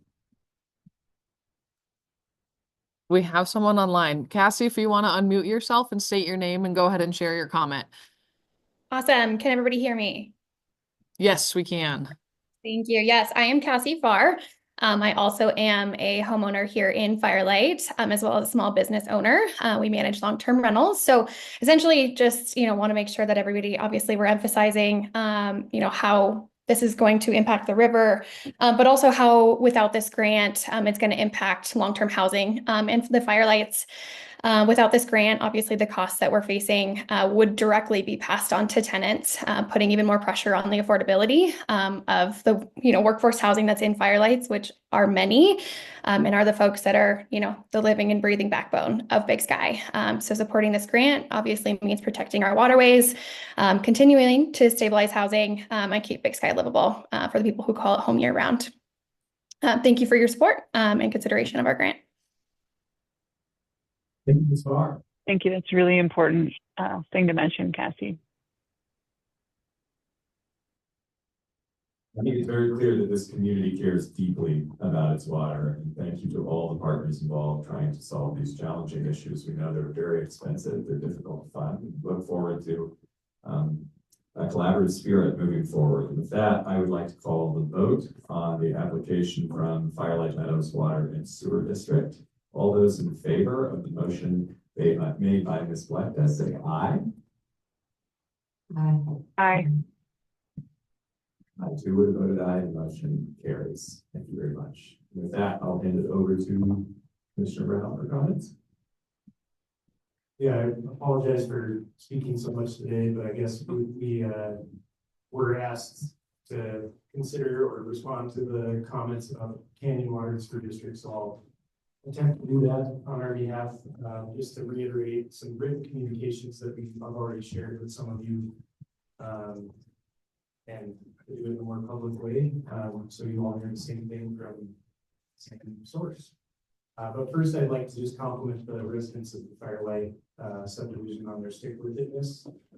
We canvassed 2 elections, and the first both passed by massive margins, but the first one didn't quite meet the statutory threshold to create the district. And so the community had to just turn around and do the exact same legal process and petition process with the clerk and recorder's office all over again. And just it was really impressive and heartening to see the effort and stick-with-itness that community demonstrated in doing the right thing for themselves and the rest of us in getting that district passed. So good job and thank you. As for the Canyon Water and Sewer District, I wanted to point out that the Gallatin County is about $1.5 million into that project already. We dedicated $1.5 million of our ARPA funds that were available to us to that project, and we certainly admire and appreciate and are convinced by the efforts of WGM Group to demonstrate the human health benefits of getting that canyon on centralized water and sewer and reducing nutrient loading in the West Gallatin, protecting the drinking water of many of the folks that have drinking water wells in that area within that nitrogen plume. So we get it and we're supportive of that. We had a lot of discussions with Danny and Mace over the last year about the Targeted Economic Development District proposal. The ask was made generally to Gallatin County, can you help us come up with $10 million? So to put it into perspective, Gallatin County's approximate operating budget on any given year under our general taxation authority and general operating mills is approximately $50 million. So that chunk of change accounts for approximately 20% of our general operations, running the jail, maintaining our road and bridge network, employing all the employees that provide essential services across the county, and law enforcement, public health, etc. So that's an extremely large amount of money within our budget and is unattainable for us to come up with in terms of a cash lump sum We heard the targeted economic development district proposal. And we spent quite a bit of time trying to wrap our minds around what that would look like and what that would entail. We met with Dorsey and Whitney as bond counsel. We met with Mace and Danny and really tried to wrap our hands and minds around what that would look like. And this is ultimately where we landed.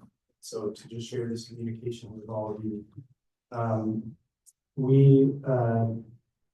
We are not committed at this time to pursuing a fully fledged economic development program within our organization designed to chase and create the increment like the city of Bozeman has done. We have been convinced that this would not be successful without this kind of internal staffing and programming investment made over a multi-decade period of time.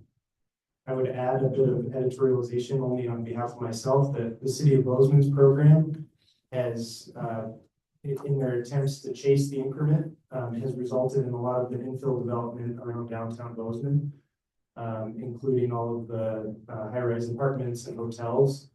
And the public backlash that's been created within the city of Bozeman's voting base is on the cusp of electing John Meyer as the mayor.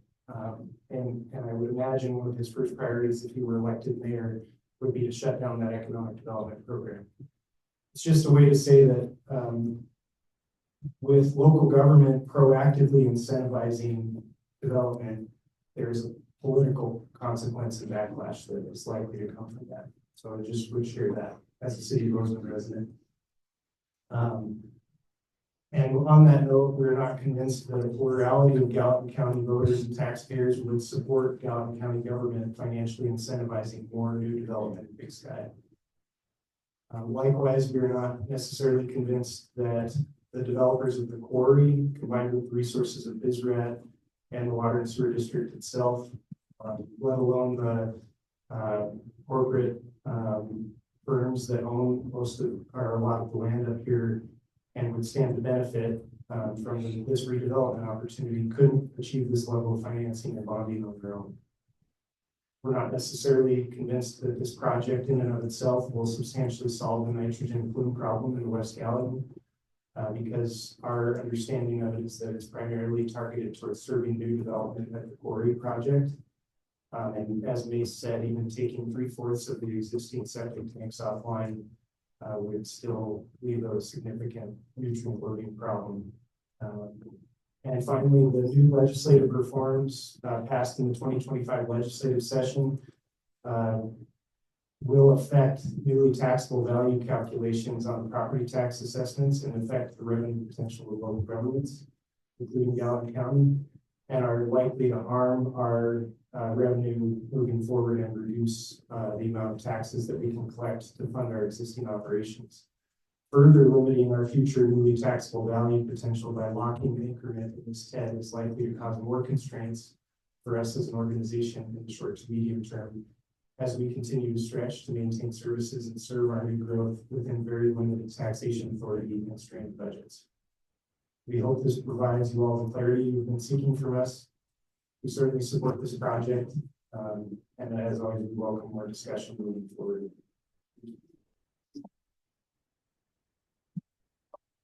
Thank you, Commissioner Brown, for sharing that. Thank you. Yes, Ms. Bugatti. I appreciate your comments, Commissioner Brown. One thing that I would like to kind of say as a community member here in Big Sky who is not running for re-election and has no kind of stake in that is that this water isn't an electability issue. It's a water quality issue, and we need to protect this river in any way that we can. Big Sky is doing everything that we can, and if you don't support a TED district, I appreciate your perspective on it. We need to find a way to work together. We are an engine in this state, and we want to continue to be. We want to work with you. We want to work with the state. I just would ask that you don't shut everything down. I'm hopeful that we can work together and find a way to make this really important issue something that everybody can be a part of. I think we've done a lot of things together over the years, and I hope that we can continue to do that.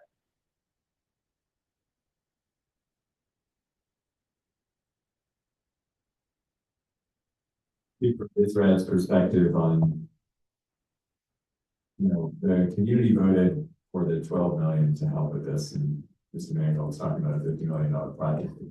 The challenge with BSRAD is that we really are tied up at the moment. We just approved with the community $60 million for housing and park renovation, and that really has tied up most of our capacity. So when Ms. Blechter talks about us really doing everything we can, we really feel like we've showed up. I think we've heard the comments from the county about 10 possibilities, not general operating funds. We do hope that as Mr. Mangold and his team continues to seek meaningful funding, I know from our application, there are lots of small opportunities out there that actually move the needle. We need to keep looking and keep on everything each time. We hope that that conversation can continue. So thank you. With that, we'll move on to the final item on our agenda, which is the Big Sky Transportation District growth. Thank you, Mr. Rudman.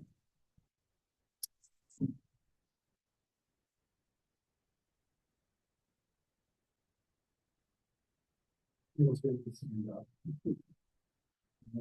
Thank you, BSRAD board.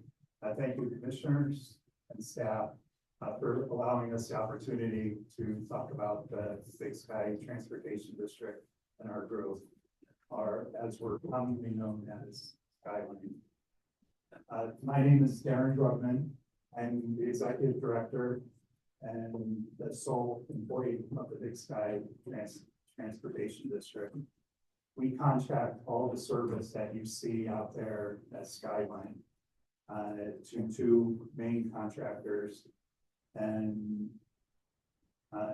again, I'm the sole employee at this point.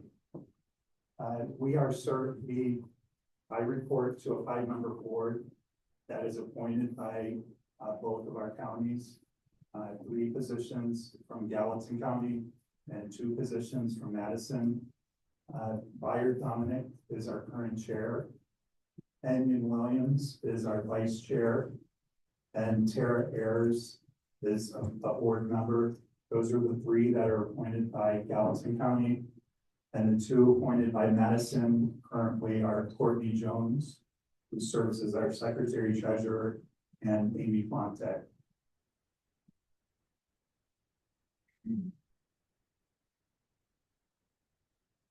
Keeping this to 10 minutes, I tend to, I'm off script.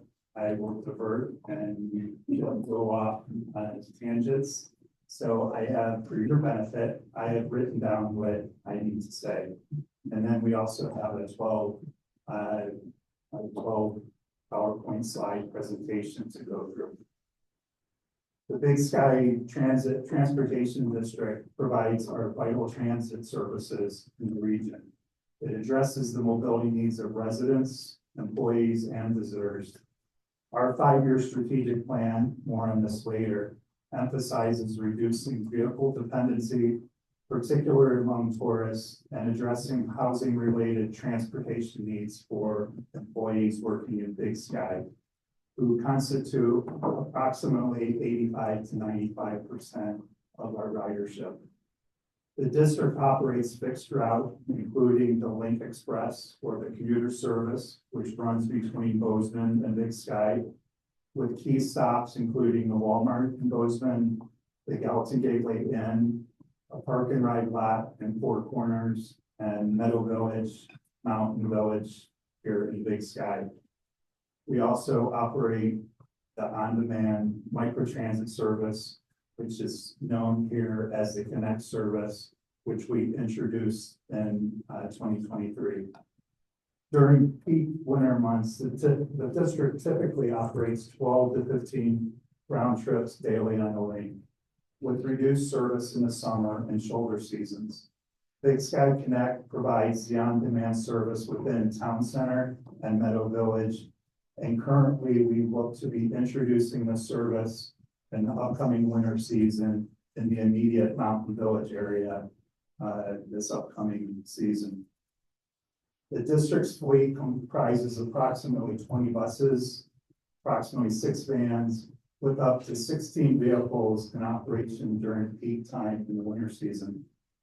The district faces challenges in funding and coordination, of course, particularly in balancing its reliance on employer contributions and public funding. The Big Sky Transportation District plays an essential role in assuring mobility and reducing vehicle dependency in the region.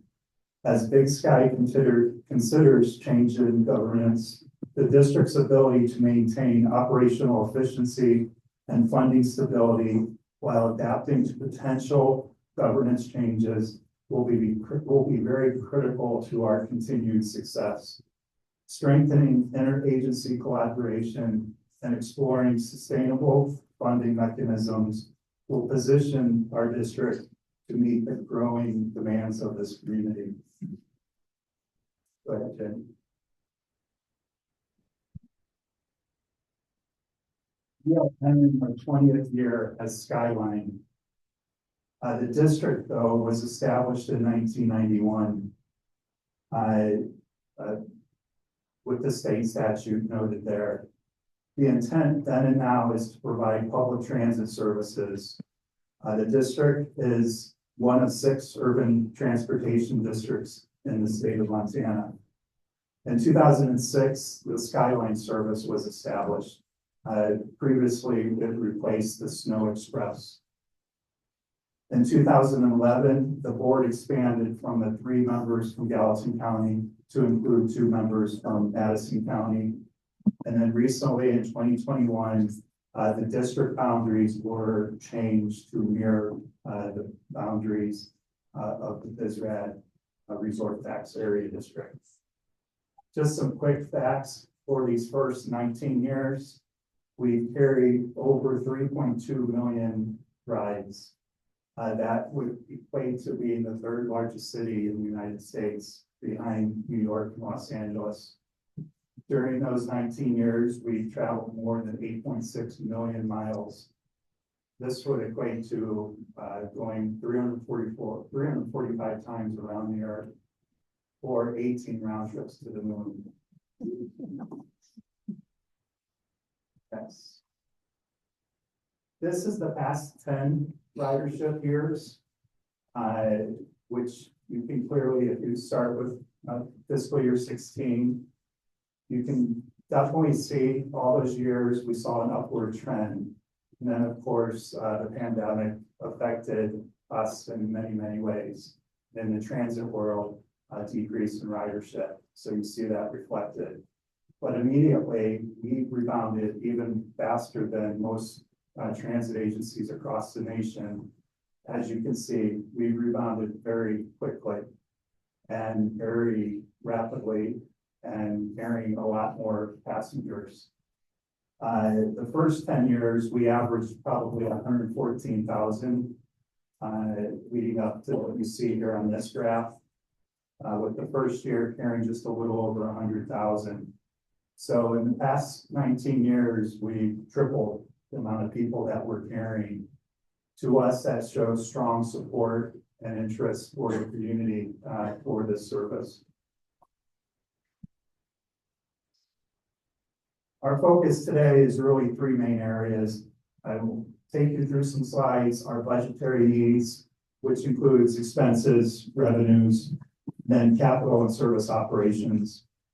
We're also going to discuss briefly our future service approach. This includes our infrastructure and capital needs, as well as service provided. And then the third area is informing our pursuit for new dedicated funding sources, which includes continued federal opportunities, interlocal agreements, and a possible mill levy.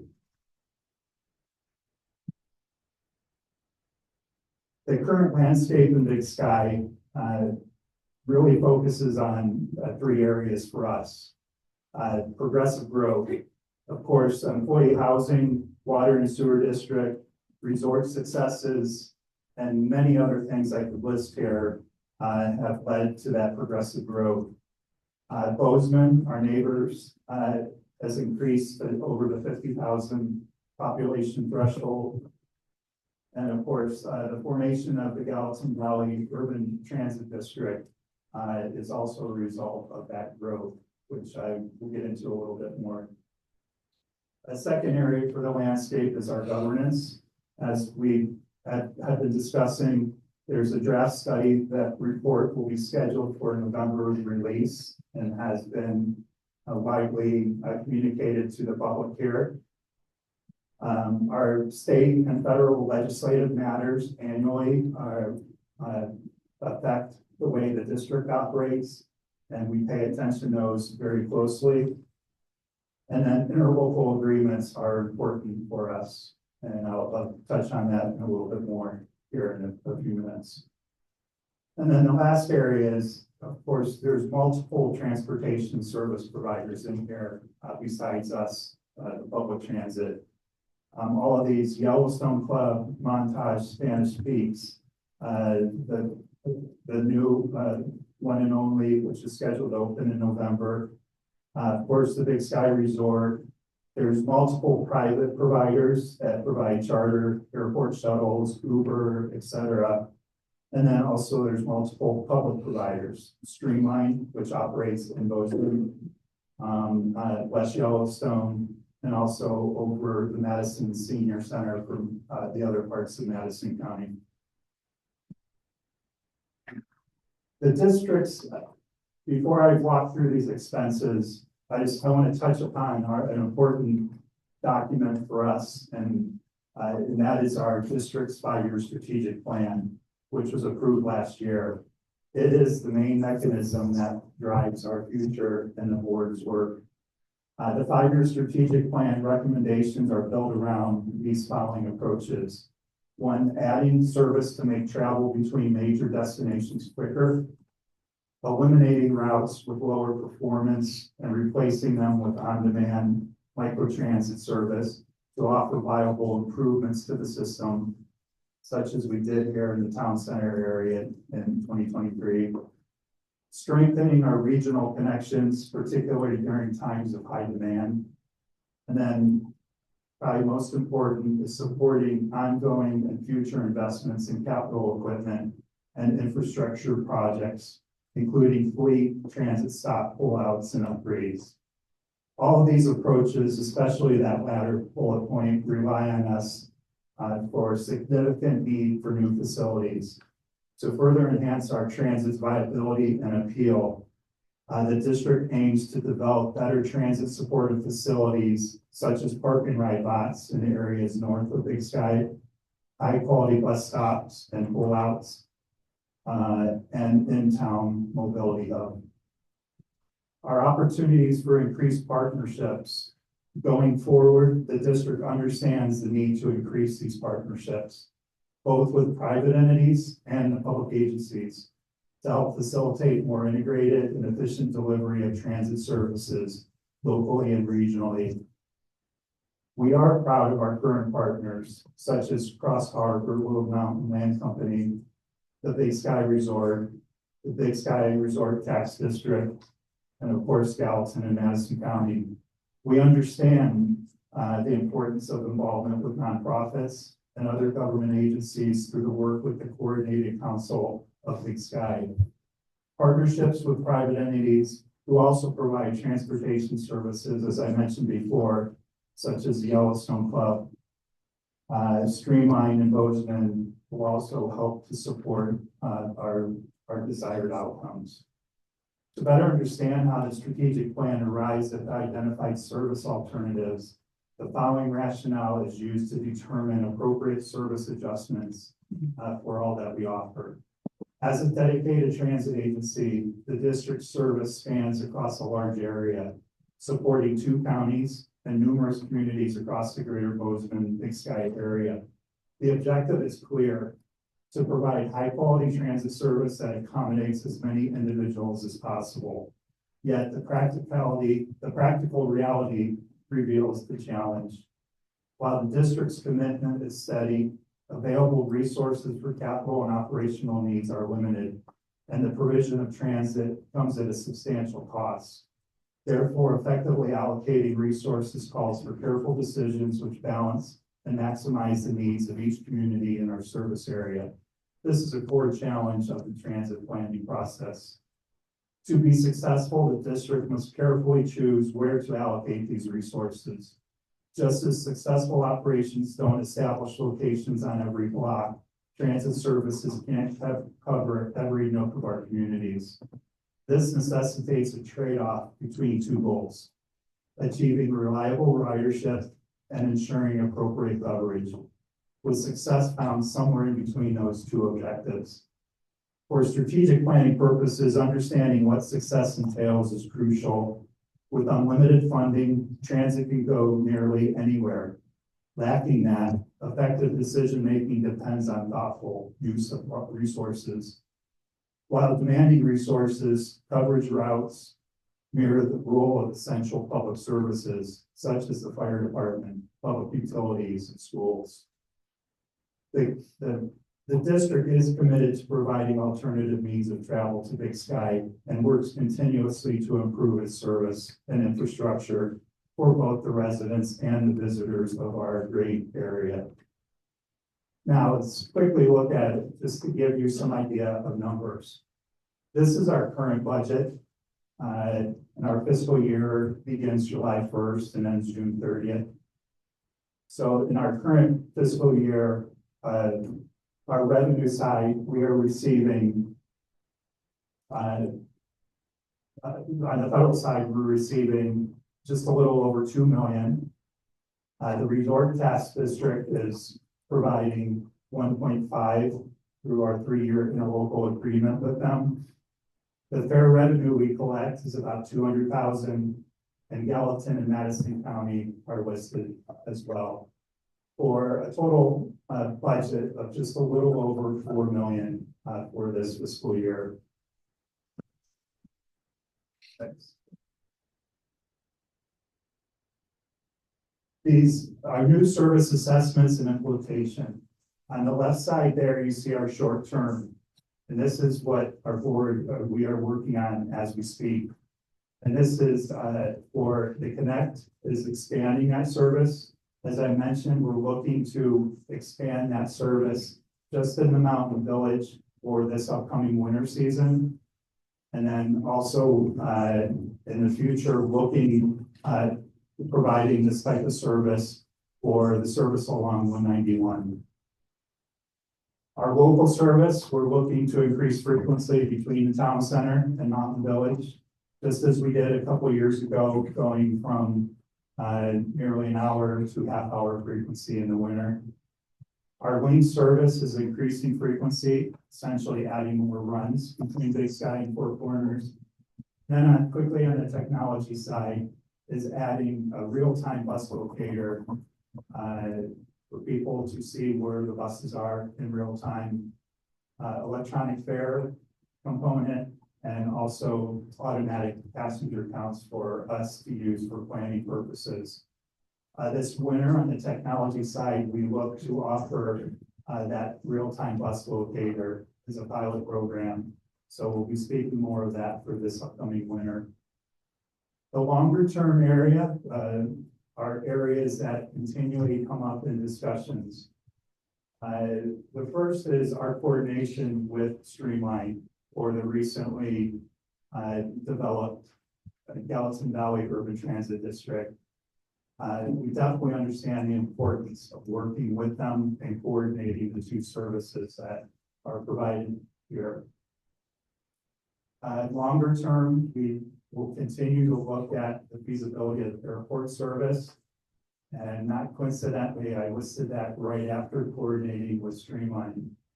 We feel they have to have a big part in that with providing service to the airport and then us carrying forward up here to Big Sky. We also want to look at the feasibility of offering some type of public transit service through the use of Jack Creek from Ennis to Big Sky. This clearly, obviously, is a big undertaking with a lot more questions at this time than answers. but it is definitely a topic that has come up continuously for us to look at. Also service to West Yellowstone.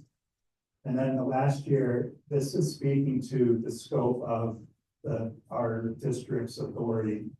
We currently, since its inception, have focused solely on providing public transit. There are many other transportation needs, from crosswalks, pathways, trails, many other transportation questions that come up. So that needs to be looked at and possibly expanded in the future. This is where some big numbers will pop out at you.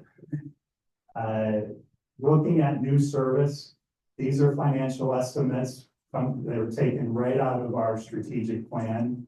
Fair and Peers is the consultant that did the study for us. And just looking at Connect is expanding that service here in the town center, in the Mountain Village area, Moonlight, south of 191.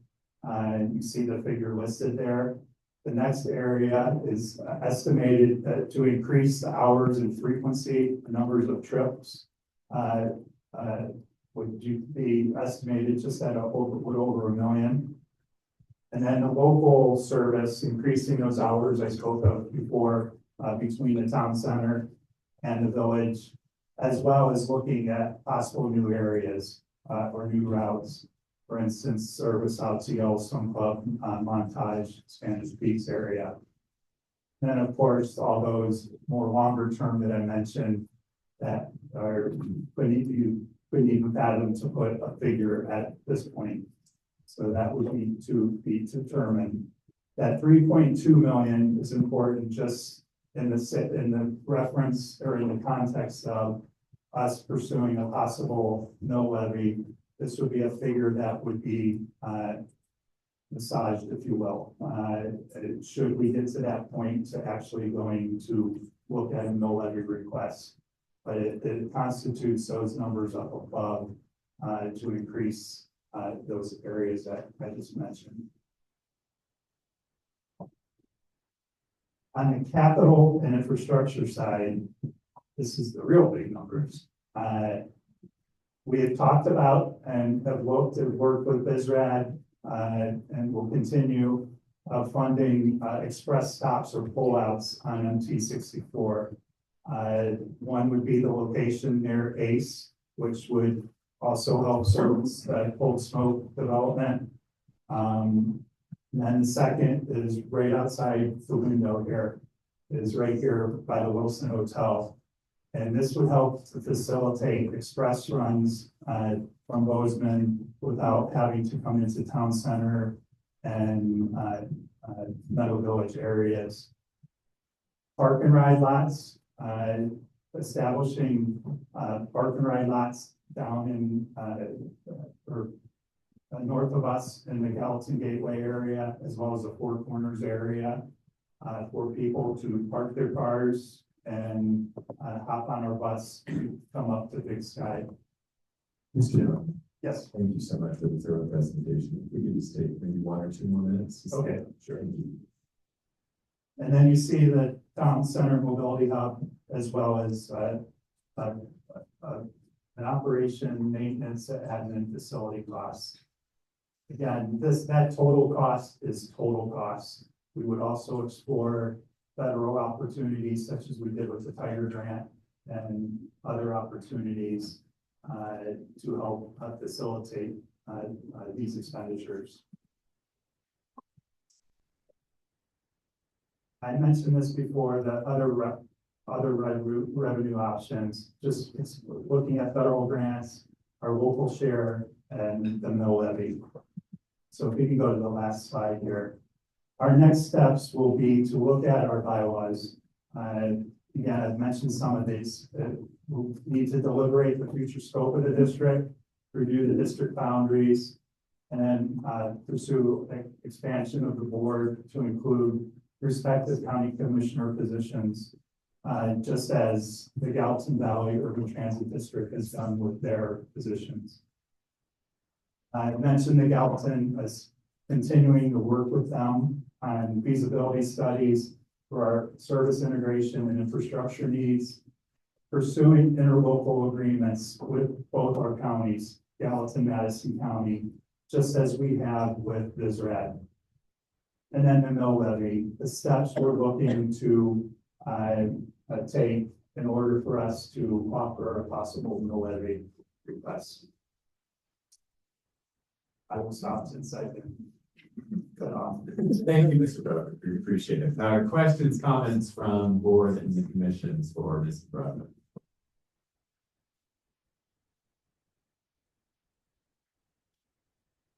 Any public comment?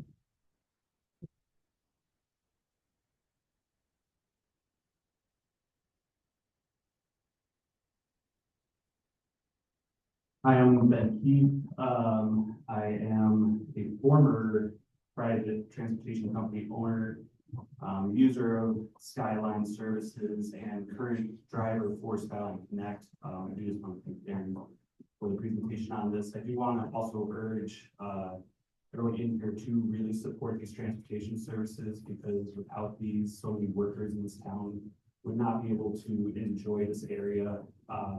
I also want to urge any board members that are in here to really focus on the fact that these services are mostly used by workers in this area, and to really kind of take that as a focus in moving forward with any further expansion, stuff like that, or modifications of the service. And while also trying to keep in mind that some out-of-towners do use this as well, and also just encourage them to work with local private transportation companies that already exist to try and come up with very creative solutions to solve a lot of these problems, instead of going outside of the area, because transportation owners of the companies in this area really understand what the needs are and could really help out with that. So thank you. Thank you, sir. Further public comment on the room?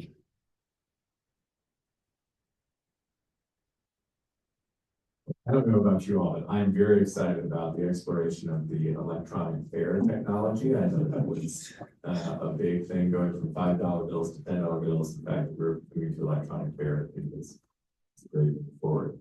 With that, we will close the regular agenda of this Joint County Commission meeting, and we will close out today with public comment. Further public comment for any other items. We've got Sarah online real quick. Hello again. I am making public comment without my resort tax hat on. I am just making public comment as a resident of Gallatin County. I would encourage everybody in Gallatin County, the Gallatin County portion of Big Sky, to sign the petition that we have been presenting to the community to allow the opportunity to vote on the creation of a wellness district. This petition does not create the district. It simply opens the door for further discussions and ensures that the decision rests with our community. Establishing a wellness district in Gallatin County in collaboration with Madison County's existing effort would bring much needed resources and funding to Big Sky to address critical issues such as mental health, social services, and food security. As many of you learned last night, Montana ranks 49th in the nation for mental health. But as a community, we've always shown that we can rise above. We consistently show up for each other, even when others don't show up for us. Signing this petition is another way to stand together and make sure that Big Sky has the support systems our residents, workers, and visitors deserve. By signing this, you're supporting the right to explore solutions together and bring this important question to a community vote. Thank you. And Michelle is there with a petition if you need help signing a petition today. Otherwise, you can call me. Like that. As a reminder for public comment at the end of February.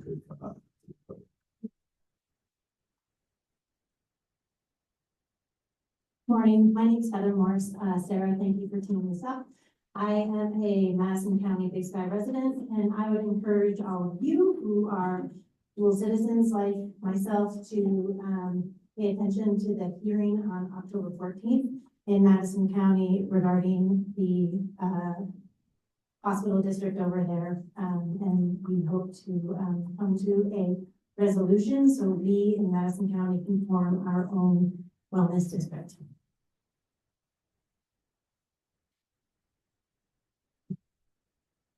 Hello, Sierra Wolf, resident of Big Sky, Vice President of Philanthropy for the Yellowstone Club Community Foundation, and also a mother of teenagers. I wanted to personally say a thank you to the Gallatin County Commissioners for the grant that you provided of $1.5 million to the Lighthouse Ranch. I understand how tight your budget is, and that was really out of the normal of what counties fund. And it is absolutely critical. And so I want to take this public moment to just say thank you. For those of you that do not know what the Lighthouse Ranch is, it's a project that the Yellowstone Club Community Foundation also stood up besides Gallatin County to fund. And we hope many of you learn about it. There's another crisis going on in this county outside of the physical infrastructure, and that's the mental health care of our youth. 14% of Gallatin County kids in high school reported that they attempted suicide in 2023. 21% reported that they seriously considered it. Think of that. I have teens, I'm around teens all the time. 1 in every 5 of them has considered that. And the Lighthouse Ranch is a project that is here to take care of those teens, keep them in our county, keep them with their families, and keep them in school. There's nothing else like it besides one other in the entire state over in Billings. It's an entirely innovative aspect to deal with a crisis that's occurring in our youngest people in our community. So thank you, Gallatin County, and please go out and learn about it and support it if you have any capacity to do so.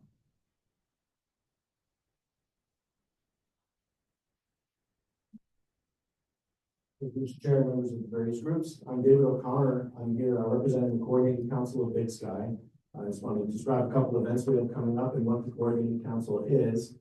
And to do that, I want to describe an experience I had on Monday that I just can't stop thinking about. I was at a housing conference in Missoula, and the keynote speaker was the director of the Lahaina Community Land Trust from Lahaina, Hawaii.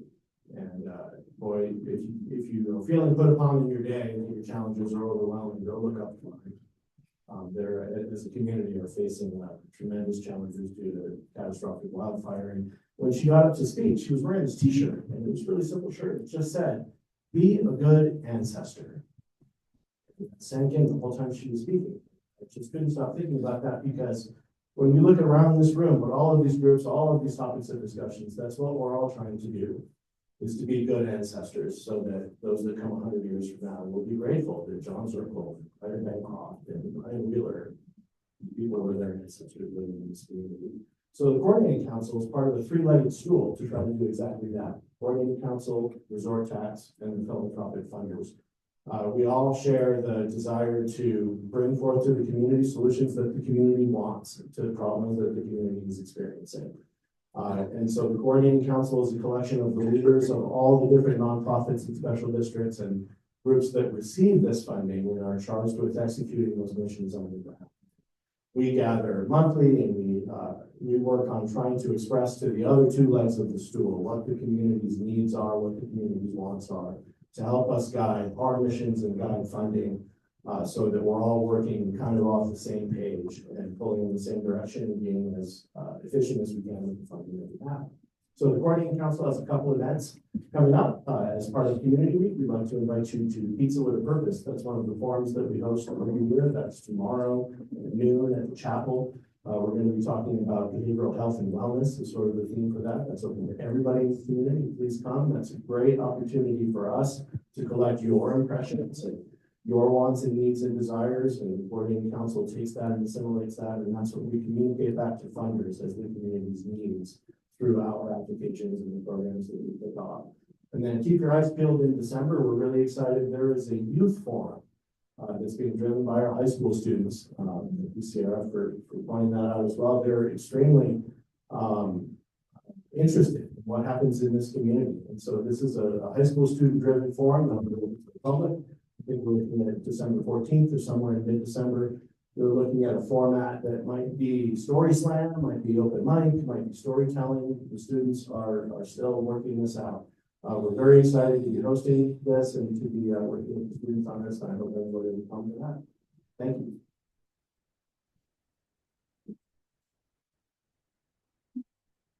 Good morning.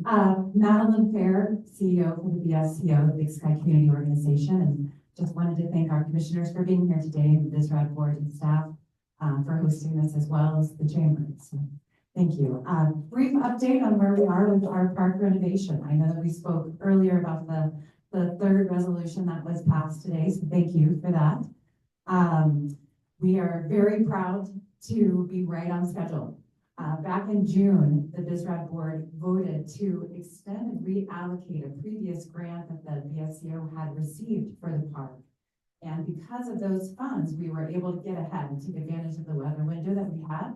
And while we waited basically for the bond funding to come through, and hopefully that comes through really soon, we can keep pushing ahead. But as it currently stands, we were able to open up our racket courts in August, which was extraordinary and very well received in the community. So happy to have done that. We also revived our courthouse. And for those of you that do not know that term, thank you, Tally Nancy back there for coming up with that term. That is our former tennis club building that has been dilapidated for many years. So we brought back bathrooms and such. In August, we broke ground on the fields and are currently underway with all of the earthwork for our fields. And we also have put down funding to secure bathrooms for our new community campus, which will house Camp Big Sky in the years to come. So lots going on, really great momentum, and I just wanted to say thank you, and thank you to this board and to the commissioners as well.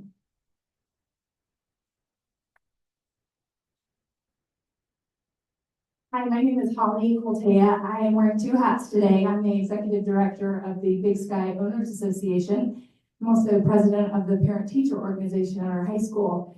So I wear two hats. Interestingly, in a way, I feel that I am threading the needle between a lot of older residents who had bought in the late 70s, early 80s, and retired here on perhaps a fixed income. And then I'm also representing our school, which brings young families, a lot of new, fresh energy to Big Sky. So I want to first thank the county commissioners for being here and let you all know how impressed I am that you all would devote your morning to our community. And I want to just personally say thank you for being here in real time. And I want to thank Darren specifically around this transit district work he is doing. We have done an annual survey at BSOA as well as annual parent surveys.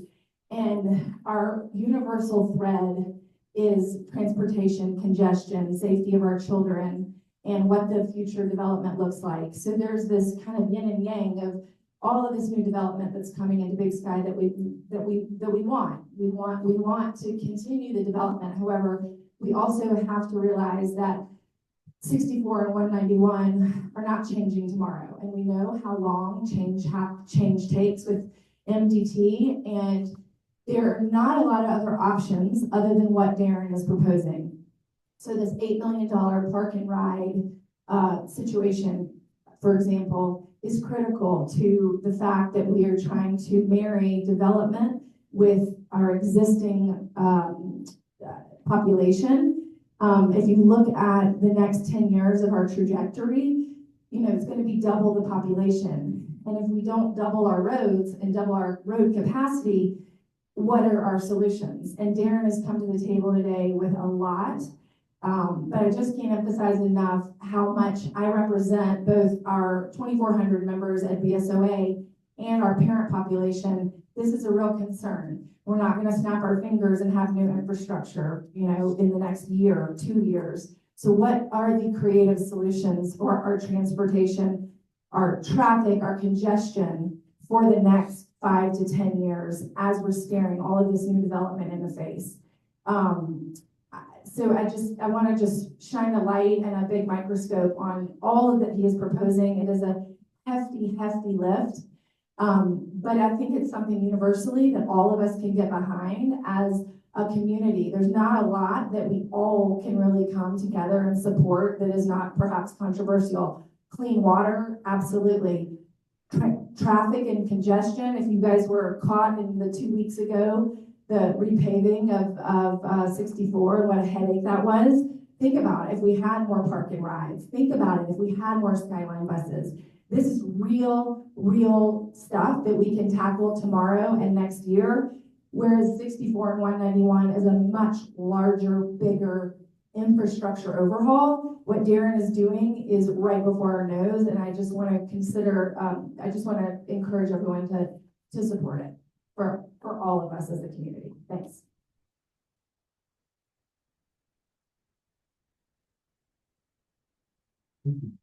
Public comment online.